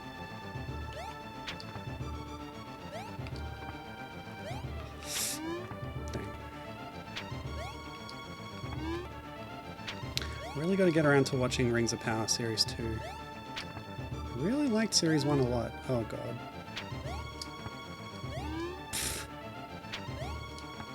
Okay, go quicker. No!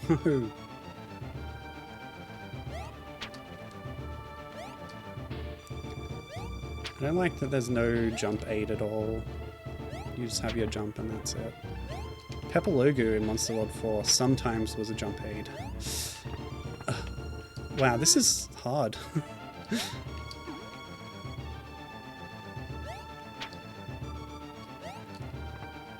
Yeah, I'm sure this is where a lot of kids' games ended, or like their experience with this game ended here.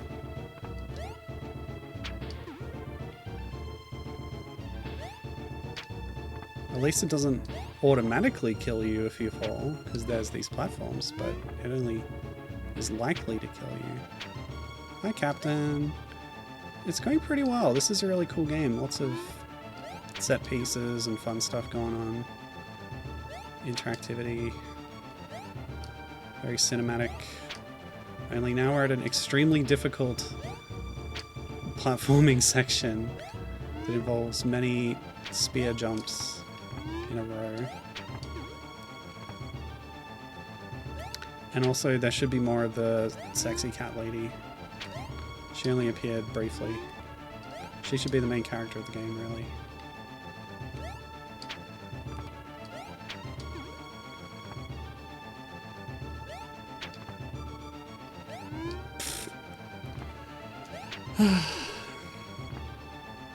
How does the movement feel?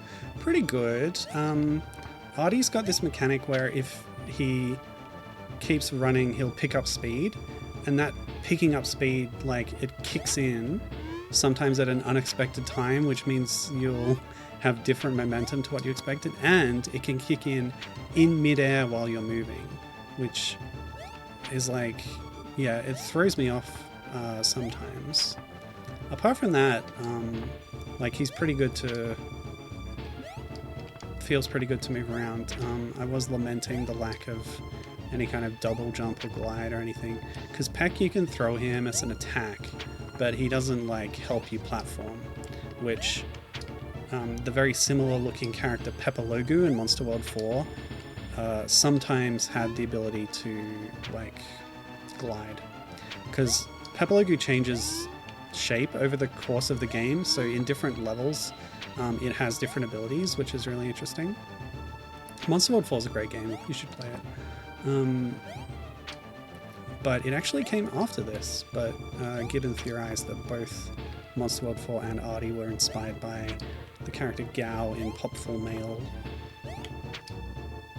Because they're all very similar blue blobs with the white underbelly and very round and friendly looking. On paper, the momentum sounds good. Yeah, I'd describe it like that. It can just be tricky sometimes. Like, I prefer the picking up speed system, because it would be too slow otherwise. And this makes it feel a little more exciting or whatever. Yeah. But yeah, this is kind of rough. I guess it's suitable for an end game challenge, but just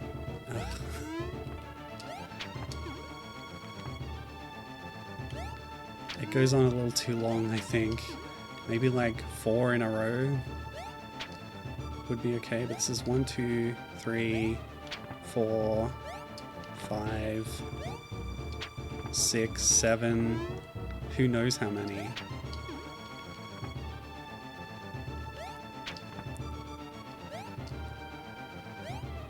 Four, 5. And rewinding is too unreliable for me to hit a particular point, so I haven't been doing it. 7, 8, I lost count. 9?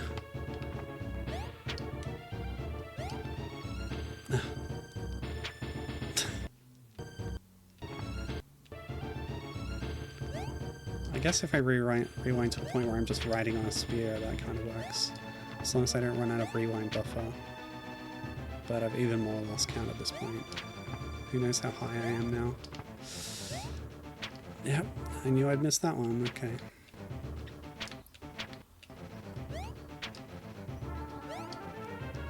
Now there's baddies too? What is this, Silk Song? This reminds me of the bile water jumping bits. Like, seriously, how far did I fall just then? That was kind of nuts. Okay, try again. Jump over this guy. Oh! Okay. So what I actually need to do... Oh!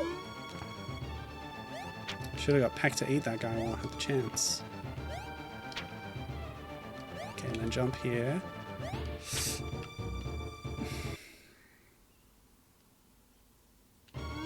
Anyway, let's try that again. Okay, I ate the guy. Jump here. Jump here. Okay, so I need to jump onto here and then tail jump. That's what you need to do. Tail jump from the highest level. Just for curiosity. 1, 2, 3, 4, 5, 6, 7, 8, 9, 10, 11, 12, 13, 14, 15, 16, 17, 18, 19? 19? Did I count that right? That's ridiculous. This is the Super Nintendo, 1994, 93, 94, depending on region. Okay. What a stupid room. Throne room. So that was the final challenge? Okay, we got inflation mode again. So, something about... There was something in the manual... Yeah. Hint 1. Ardy can increase his tail jumping power by puffing up Peck in the air. Which feels like it's talking specifically about this power-up. So, tail jump and then puff up is what it wants me to do. Tail jump and then puff. But you don't need to jump and then puff, because while you're puffed, you can just freely fly anywhere. So I don't know what that hint's about, unless there's some other, you know, mechanic that I just haven't understood, which, again, very fitting for me. They do be having those arbitrary skill checks to discourage beating the game over a weekend rental, says Gibbon. Yeah, I feel like that was more a Western thing. Sometimes mechanics like that were added to Western releases of games, so I wonder if the Japanese version of this is any different. Oh! So that only lasts a certain amount of time since you get the power up. This seems like another arbitrary skill check. Lion King, yeah. Lion King, Western developed game, definitely had highly tuned difficulty, perhaps for that reason. Echo the Dolphin was made really hard for the rental reason. And it's the opposite case there, where the Japanese release of Echo, they changed some things to make it quite a bit easier. So now I'm just stuck here because I have to die. How rude. I guess I better save before that last chest. Oh, okay.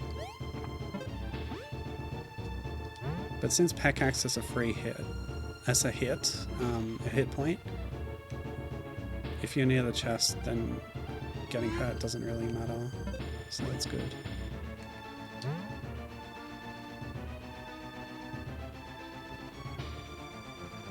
Be thankful it wasn't 30 spears in a row. Yeah, what am I missing here? I did that pretty well, right? Like, this is as fast as you can go, almost.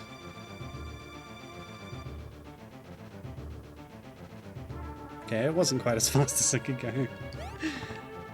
Fair play game. Well, not exactly fair. Difficulty level's still very high here.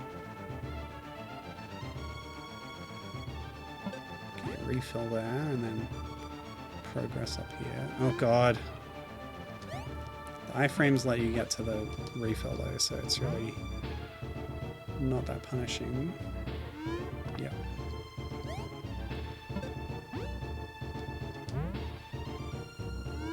Nah.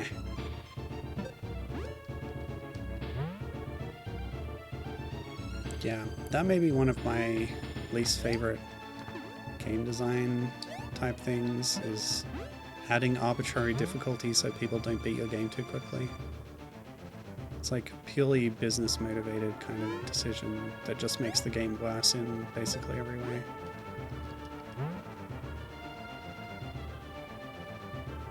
Ugh. See, this is not costing me lives, so it's not like a huge difficulty thing, but it's just annoying. This particular little room design. Ooh, yeah? Yes, we did it. Okay.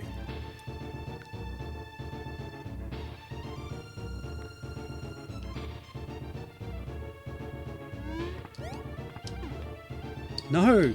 The jump doesn't make it? Stupid. I think I need to get the most time I can out of this, so yep. Actually, I could probably shave a few frames off by jumping before activating it. Like this. Oh.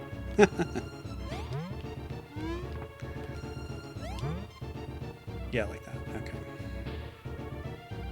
Diagonal movement as well. Ugh.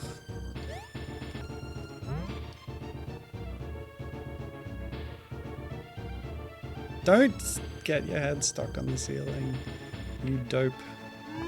Okay, is that good enough? It is! Thank God. Speedrun strats, yeah, as if. Wait, I went from the throne room to the tower? There wasn't a throne in that whole level, was there? Was he sitting on those spikes? No wonder he's mad. Like, angry. Wait, what? Oh, okay.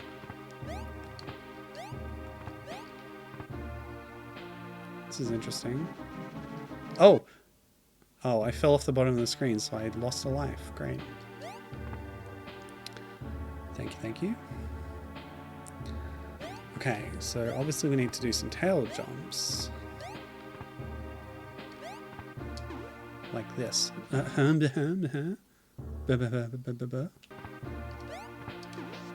Maybe we need to finally figure out this peck inflation strat or whatever.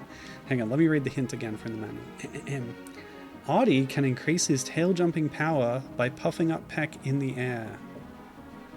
What does it mean?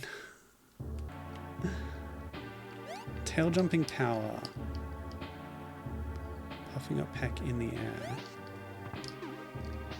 Can I land on peck? So like throw and then... I don't know. I feel like it's just poorly translated. I'll have to check the Japanese version. In fact, we can do that right now.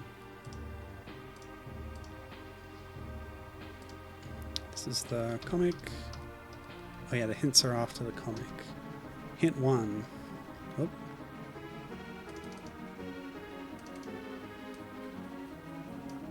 Kucho o ido dekiru pekku wa shippo jump shite kuchu de fukuramasereba jump bun no kyori o kasegeru zo. Okay, well, from the words I know in that sentence, it feels like it might have been translated literally, but what is the actual meaning of it? I don't know. What is Kuchu?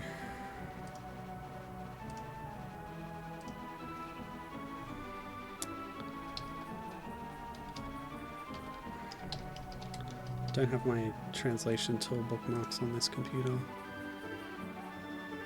Oh, I don't have the Japanese keyboard either. I wonder if this will work.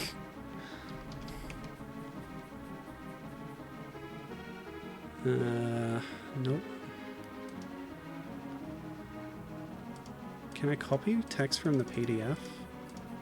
You can do that on Mac, but I guess the program I'm using can't do that. Okay, I give up.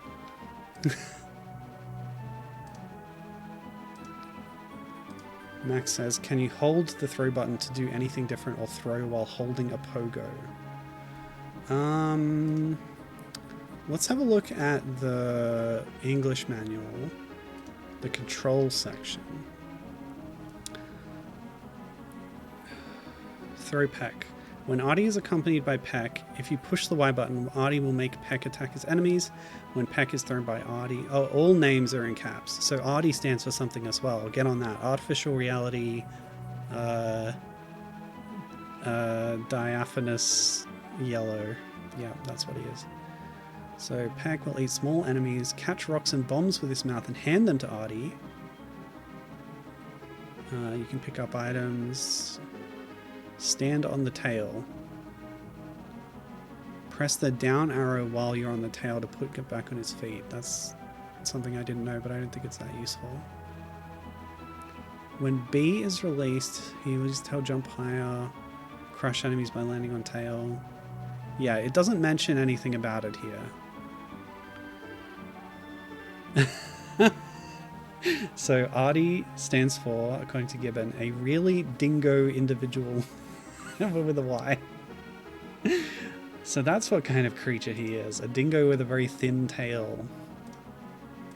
I'm not sure I buy it, but that's a good acronym. So yeah, I don't know what the whole inflation thing was talking about. I'm going to assume it's about the red power-up.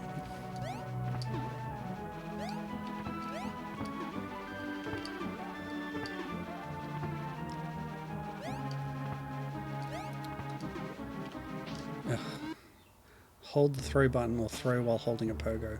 Holding the button doesn't do anything. Peck just returns to you while the button is still pressed. Throw while holding the pogo.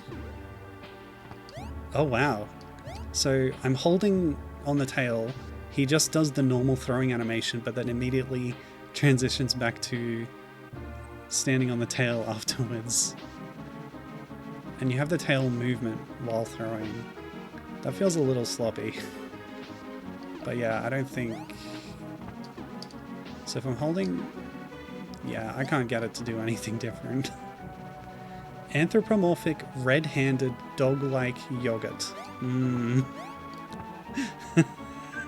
He does have red hands, and he is anthropomorphic. Vaguely dog-esque. I read a description online of this game that said Ardy is a cat-like creature. But yeah, I would say he's more dog than cat. Yogurt? Yeah, sure, he's yogurt. He's made of yogurt. That's why he's so bouncy.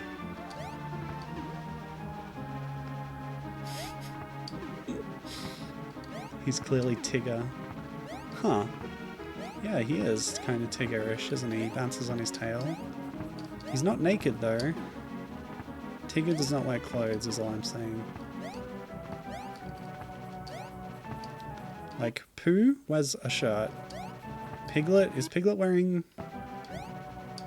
something, or is that just his body?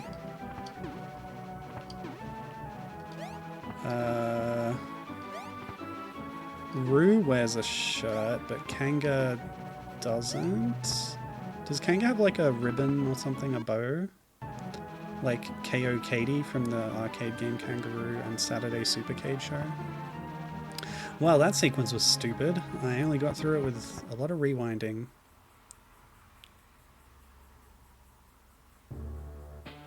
Oh no, the auto-scroller. This is Echo the Dolphin. This is Welcome to the Machine. Ugh! It even mentions something about machines in the title card.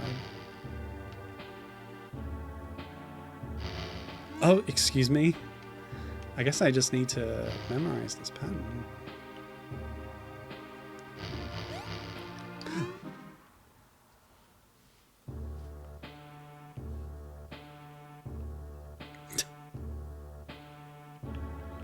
What is 100% clear in this game? There's like nothing optional. There's stars that give you extra lives and like that's it. Oh, the invisibility. Great call. The only problem with it is it runs out over time. It doesn't last forever. But if I can predict when they're coming... It's a really good tip, Max. Thanks. You'd almost think that you're reading a manual or something. Wait, there's extra spears in the reflection? And they can hurt you. So there's invisible spears that you have to be looking at the reflection for. I can still dodge them with this. Yeah, this thing is actually OP. You just gotta time it. Is this what the manual was talking about? Hint. You can easily beat the scary big boss by using your hiding power. Try to invent your own attack method. Okay, well, I think it's talking about the final boss, but it does give you a clue that the hiding power is OP.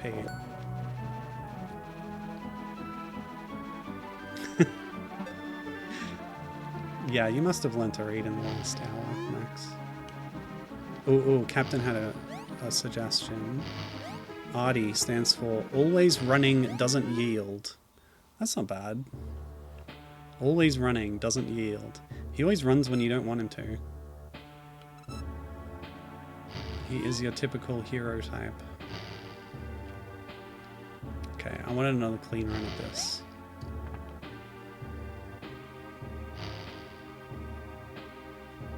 What is this game part of? Your Sonic likes? Ugh. Is this a Sonic like? I wouldn't say so. It's got a little bit of Sonic DNA with like the momentum, but momentum's not really a mechanic in the game. And like the furry characters as well as Sonic-like.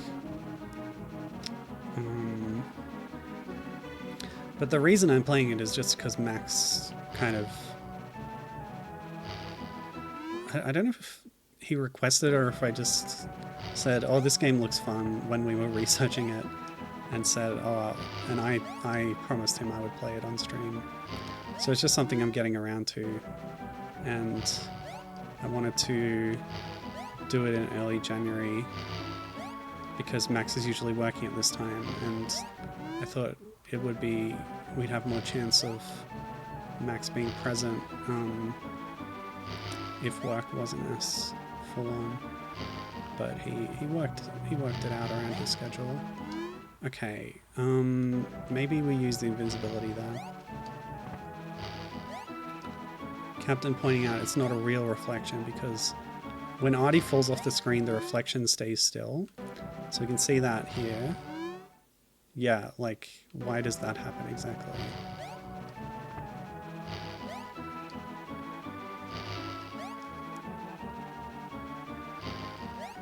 Max says, I'm grateful, it's been really cool. Nice. Yeah.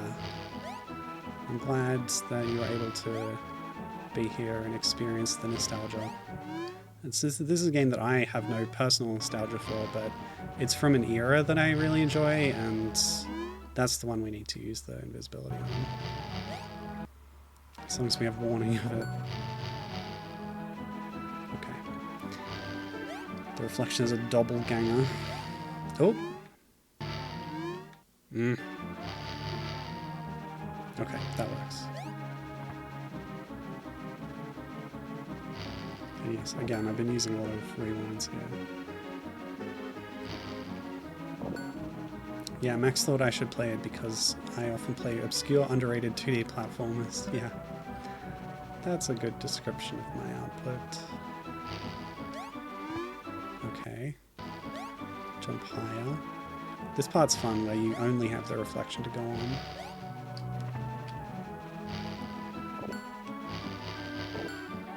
Oof, just in time.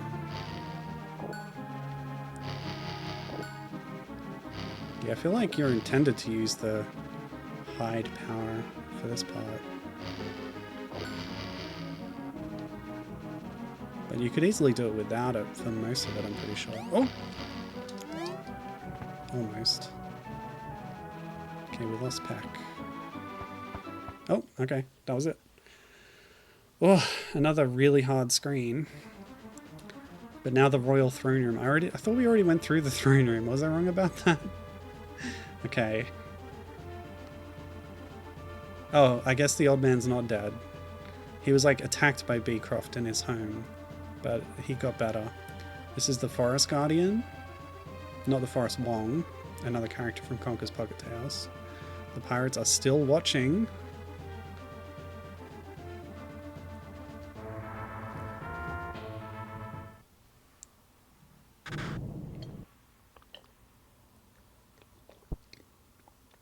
Oh no, Nina!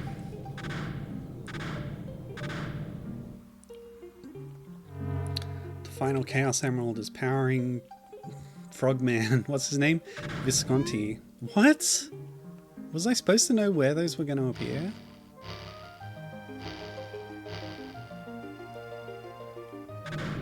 Oh!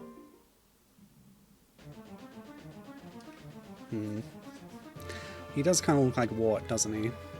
So we only saw this guy in silhouette in a cutscene earlier. You're gonna make me sit through this every time I die? Really? I can't skip this. Oddly soothing final boss music. Yeah, so like the manual for the Western release doesn't have many pictures at all, but the Japanese one had some nice artwork of this guy.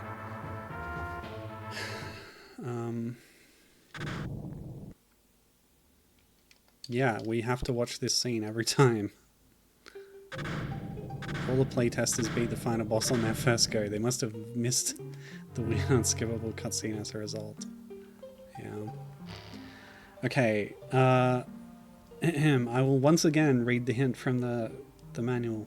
You can also easily beat the scary big boss by using your hiding power. Try to invent your own attack method. Which is just terribly written.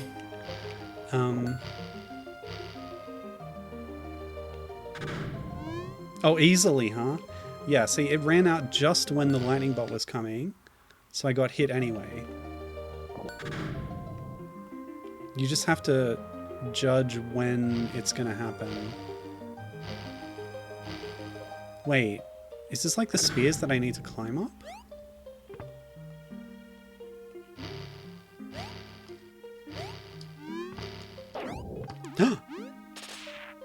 Right, I should have known. We never get to do anything in this game. Don Jacoby does all the cool stuff. And now he's really dead for real, although he survived rocks falling on him before. Okay, so we can easily escape Visconti's jail, which is nice. Actually, you know, I never checked what happens if you go this way. Oh, that's cute. Wait, you have to assemble your password from these blocks? How does this work?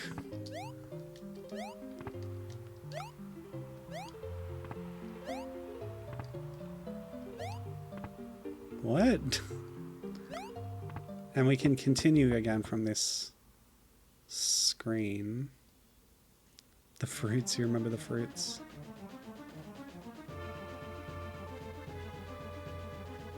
Oh, yep, we gotta do this again. You know, I never saw the password entry screen.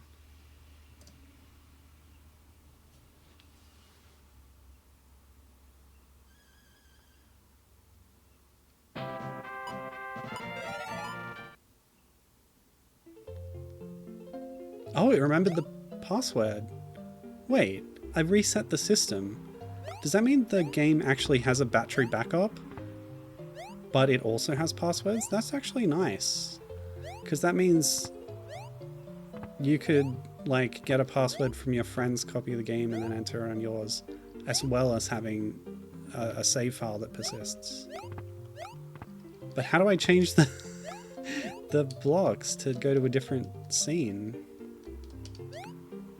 Is it just using password as a, like, a proxy, a convention, but not actually having an enterable password? That's weird. Huh. Well, I do have the save state, so here we are. So obviously we don't do anything in this first phase. Can you not pick the blocks up? I was trying. Wait, maybe I was pressing the wrong button? Hold on. Because I thought Y and A both worked to pick up things. Oh, I've run out of rewind.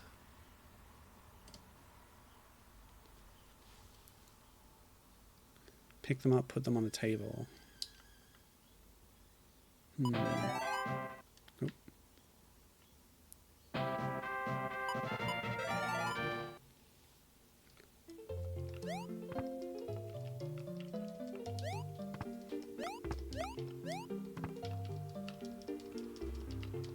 Yeah, I'm using both A and Y, and nothing's happening. Can you go in the house? No. I don't understand the password screen. Because they're already placed. Maybe they start on the table and you put them in different positions. Which is a really novel way of entering a password. Do any buttons do anything? No. Start? Oh, start resets the screen. And then you pick them up. Okay. So it was cherry, grape, and then whatever this is, a pomelo or an orange or something. But I'm going to change the order and see what the result is. It just went da-da, I think. What about over here? Yeah, it went da-da. Oh, now they're overlapping.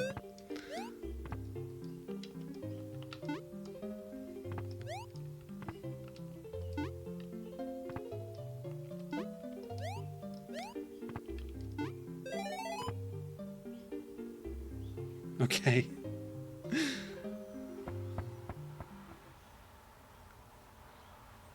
It's just weird that you have to reset the room, you can't just pick them up. But yeah, that's how it works. Okay.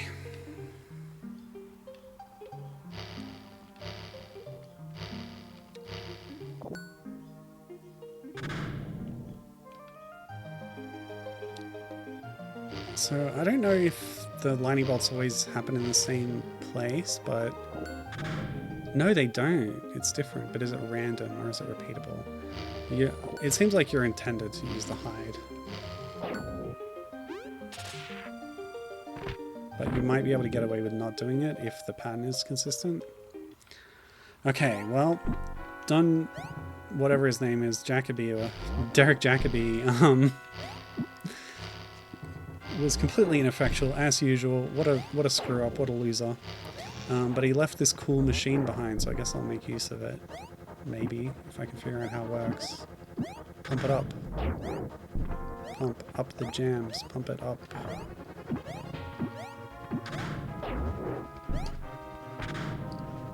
It's like 4 jumps. 1, 2, 3, 4, and then it goes shumph. And we can hit the guy. And if we do that quick enough, he can't get an attack off. Oh! He got an attack off.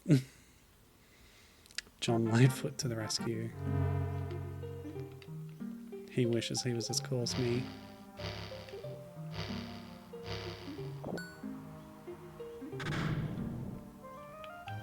When I read the name of this guy, Visconti, I thought it was like a play on the word Viscount, but then I read the Japanese katakana, and it's Visconti. Yeah. Loser. Get wrecked. He wishes he was the hero of this game. Oops.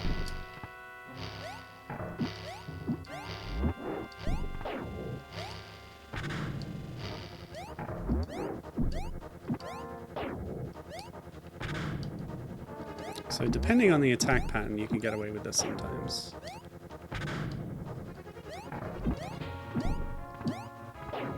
He looks more like a catfish with arms and legs. The teeth are unsettling. Oh, and then, oh, I think you can thread through, yeah, like this. Oh, he went from red to blue. No more car. Air car. I called it an air car. Oh, I should have been hiding. Or just stand between the lightning bolts, Firebed. Do we bounce on the ball? Are you kidding? Why didn't that work? Okay.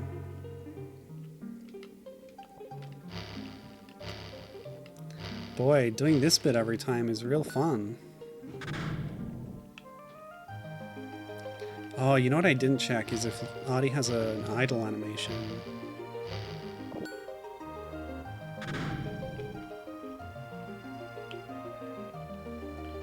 Let's see if he does it while I'm standing here.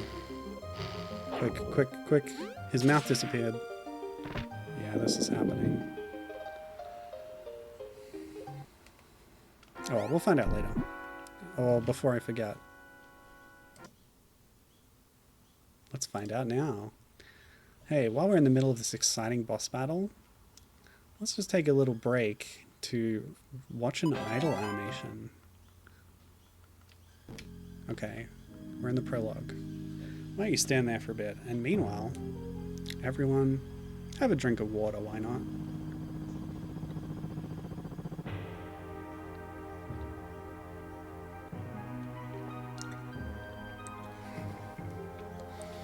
Make your own attack, says the manual. What about my special? Use save states so I know exactly where the lightning will strike. Yeah, I'm only doing what the manual told me to. I'm making my own attack.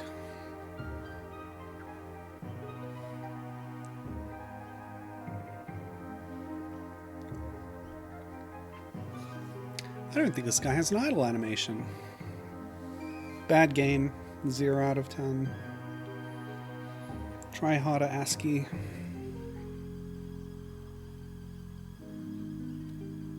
I think the best idle animation of all time is in the bootleg Titanic game called Titanic, which I think was on the NES. No, maybe the Game Boy Color.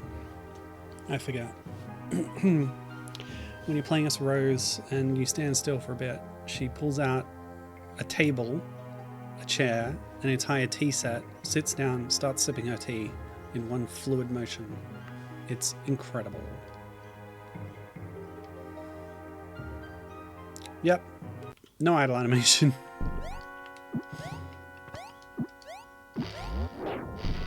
Oh, the spears.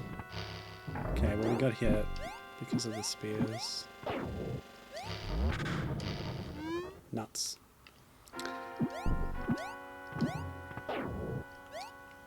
Wait, was that 3? 1, 2, 3. No. 4. Ugh. You can see the sort of bladder on the back inflating, which is a nice touch.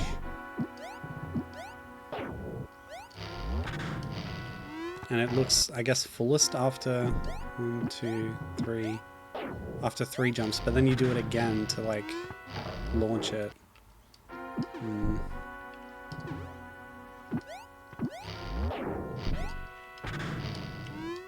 Okay, this is really hard to avoid. I'll just change the timing a bit. Oh, never mind.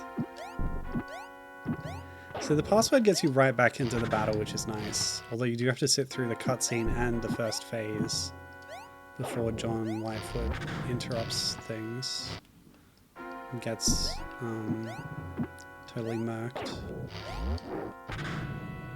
Okay, a successful hit, finally. Yeah, the bladder. It's an air bladder, Max.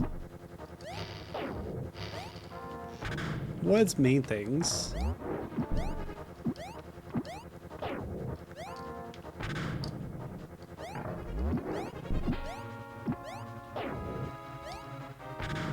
And we did not find a button to P in the manual earlier, so it's not that kind. We spent the idle animation budget on character designs. And you know what? That was a good choice. I think that worked out for them. Oops, okay. Oh, right, that's the lightning. I should know by now. Just gotta time the tail jump. Okay, that didn't work. Ah.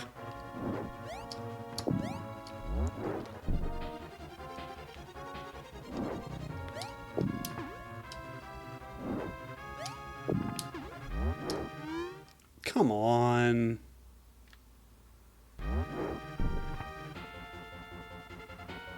Okay.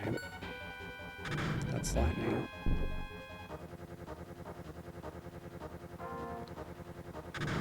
Oh, he does 2 lightnings. Well, lucky I was standing in exactly the right spot. He does 3 lightnings. You gotta lock in. You can't just phase out from this boss fight. There we go. Finally a hit on this phase. Lightning. And ball. Ugh. Come on. Why is he throwing these balls? They're not very threatening. There we go. Double? No, didn't make it. Yes. Lightning.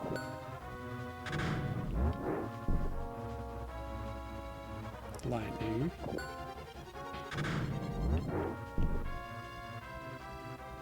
Lightning again. It's a good thing Ardy knows about the 3rd dimension. Oh, that's not close enough. See, they don't even hurt you. Lightning.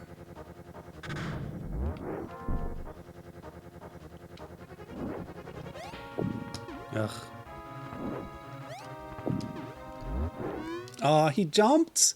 He just jumps out of nowhere. Ugh. Alright, let's start again.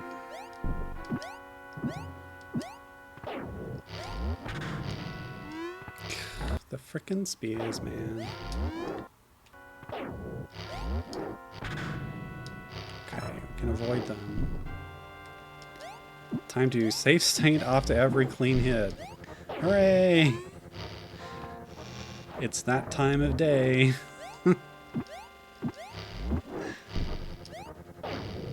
Okay. You know what? Peck, eat him. Well, that didn't work.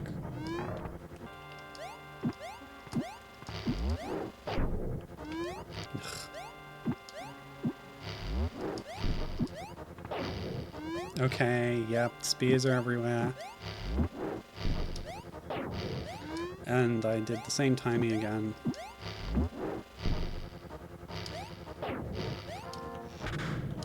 Let's thread the needle, and we did it. Oh, he's lightning in, but I can hit him out of it. Oh.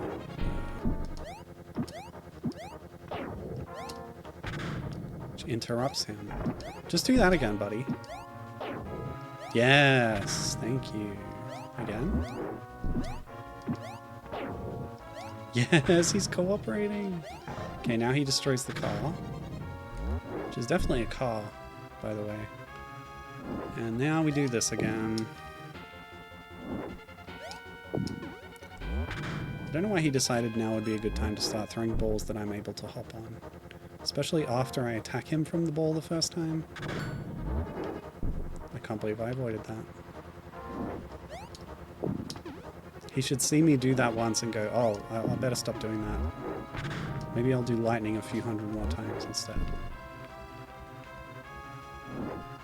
Surely Ardy's timing can't be perfect every time. Nope.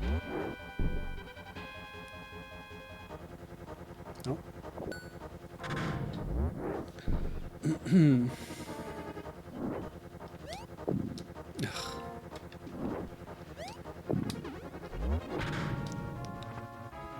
Okay, a trade hit. I want Peck around though.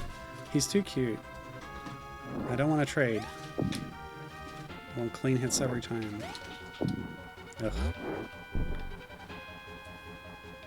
Mm-hmm.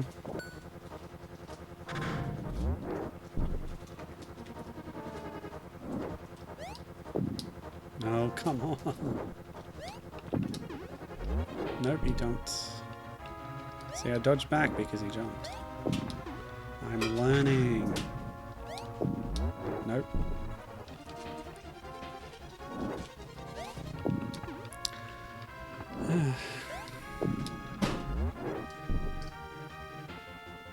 This phase is kind of tedious. It's a long, long fight.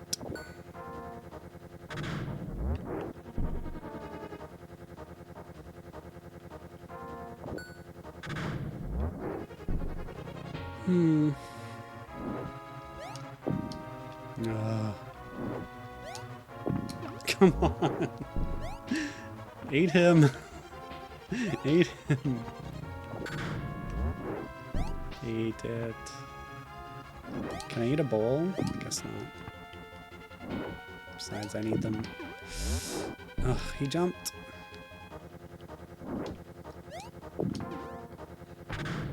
Yes.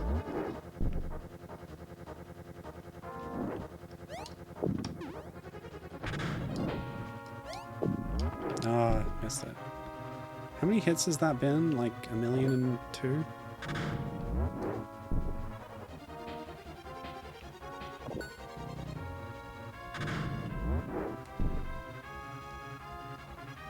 Yep. The tried and true method. You know you do contact damage to me, right? You could just jump down here and whack me. Oh, but then he'd be vulnerable on his big flat head. No, I don't want to take the hit. I want Peck with me till the end. He's a good friend. Okay, red. Lightning.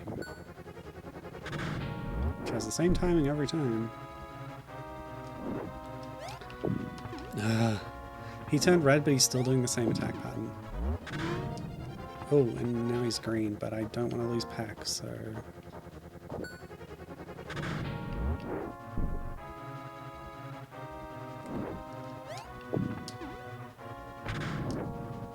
Green. He did come down! And he's doing dragon punches. But he's really easy to attack now, so... Ooh. He can teleport! I don't even need to tail hop to get high enough. I just jump and then bust him on the head. Oop! Okay, it doesn't work every time.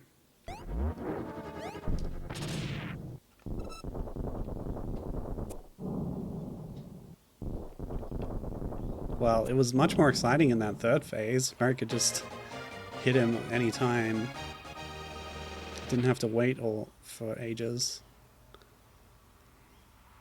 What is it with boss fights and just like making you wait? Yeah. Well, I finally did it. Oh, but Nina's dead. Oh well. Good thing I have the 7 Chaos Emeralds that can grant any wish or whatever. See, I told you he'd come out from under the rocks. The rocks didn't kill him last time. And so we get the final Chaos Emerald. We have all 7. We use them to resurrect Nina. Yeah, she's apparently much weaker than good old John Lightfoot over there. Because he survived being crushed by rocks twice, and all she took was a simple lightning bolt to the nonce.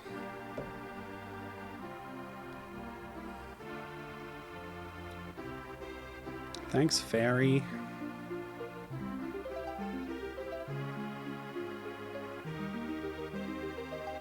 Okay.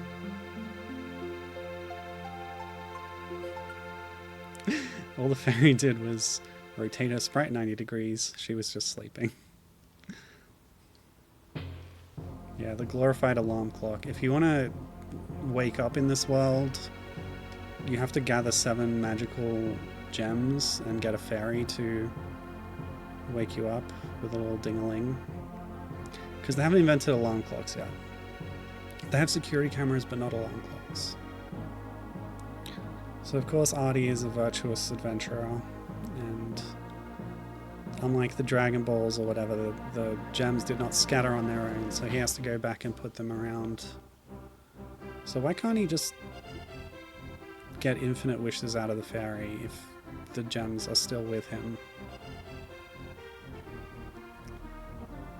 He could wish for 2 Ninas, in case one of them gets struck by lightning again, you know? Or 2 Ardys. Then who knows what they could get up to. And Gibbon has a very pertinent point. What about the Catwoman? What about the Catwoman? The Catwoman that the game should have really been about the whole time? I wonder if we'll see her again in the ending.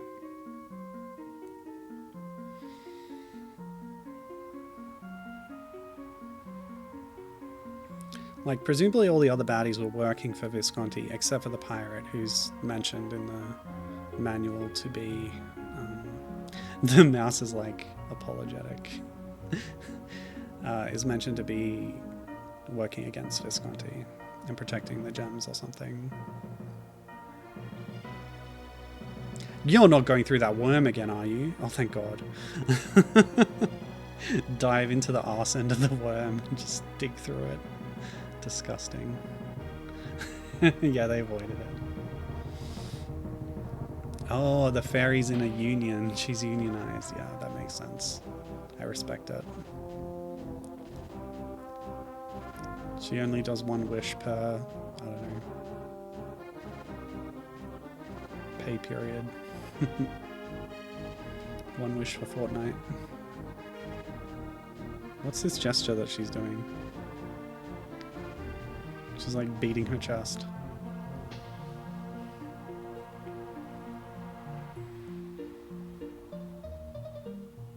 She's still doing it. I guess it's a nervous tick. She's stimming. Again, I respect it. Throw peck at love interest. You want to make Peck eat Nina? Okay. The end, I guess. Didn't see the cat lady again, unfortunately. Oh, there's more. Gameplay footage while the Starfall happens.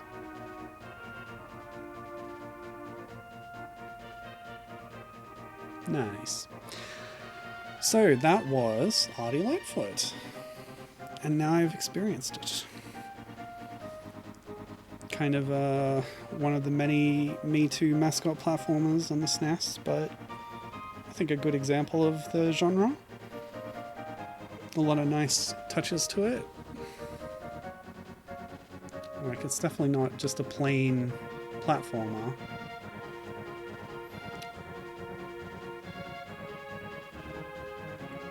Like, they went to a lot of effort to make it cinematic and that kind of thing. Story in the world where, you know, not the most original, but I think they were well done. And then you had memorable things like Inside the Worm. Just the stupidly hard platforming stages at the end were a bit much, but you know, that's also a thing of the era, so they had something going on with the different peck abilities. Yeah, when I got the spiky helmet, I kind of thought of Rocky Rodent, which was that other SNES platformer, I think it was SNES, where you're like this weird rat creature who gets different hairstyles that give him different abilities. It was a bit like that. But yeah, like, they could have done a bit more with Peck. If it had actually helped you with jumping, the way the manual kind of implies that it can, then the movement tech could have been more fun. Like, the tail bouncing is good, it's just a little bit finicky, and like, it had something going on with the momentum. But yeah, I think of the era, it's... Oh! Look at this! A secret room! That's fun. Well, I didn't know you could ride spears at that point because they hadn't required it. But yeah, there's a lot of cool things you can actually do with interacting with things in these levels. As you can see from this demo. But, yeah. Like I was just saying, like I think they could have gone further with it, but for the era, like it's going pretty far for the era, you know. So you got to give it some credit.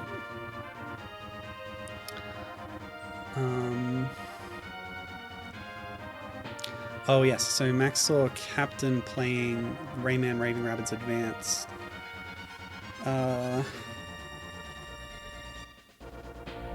Where you change your hair and then jump hard. That was weird, but certainly creative.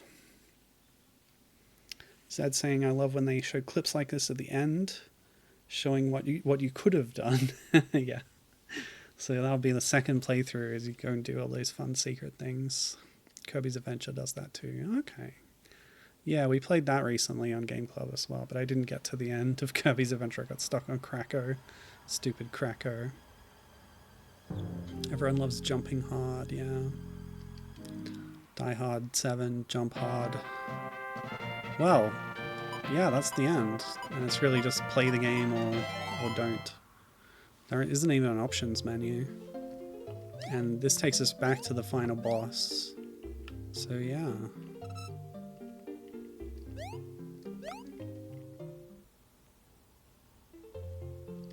Yeah, where's the post-credits cat lady scene? Great question.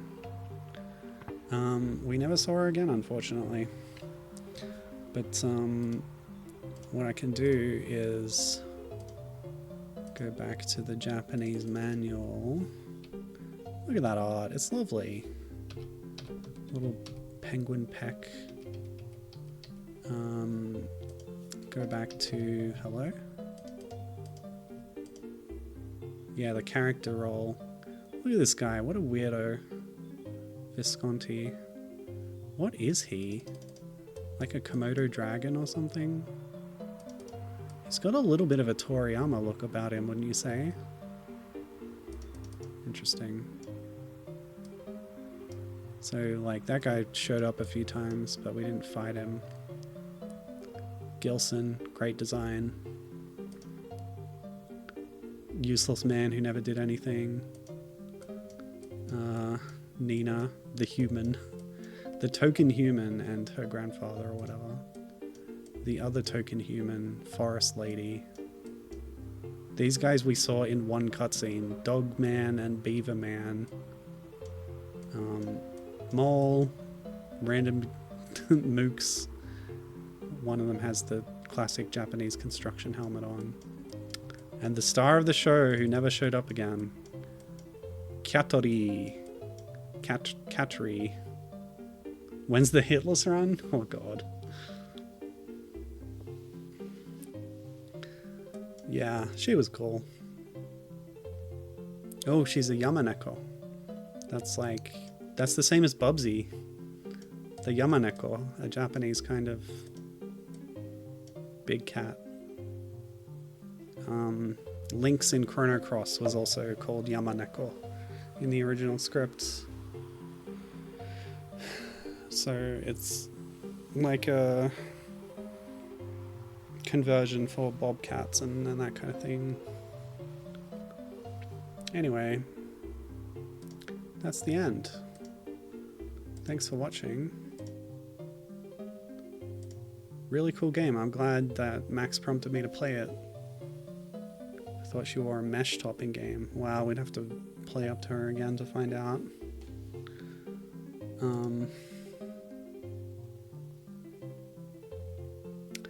Yeah, so thanks for watching. Lots of fun. Always love checking out a cult classic 16-bit platformer. And yeah, glad you enjoyed it, Max, and the rest of you fine folk. Next week, we're going to go back to the Donkey Kong mines, returning to that well, to play some fan games. I think I've even got some official Flash games. Might throw Monty Kong in there. I don't know, I've got a lot of things queued up. I just have to decide what order I play them in. And it'll be a couple of streams worth, so that'll be fun. The children yearn for the mines.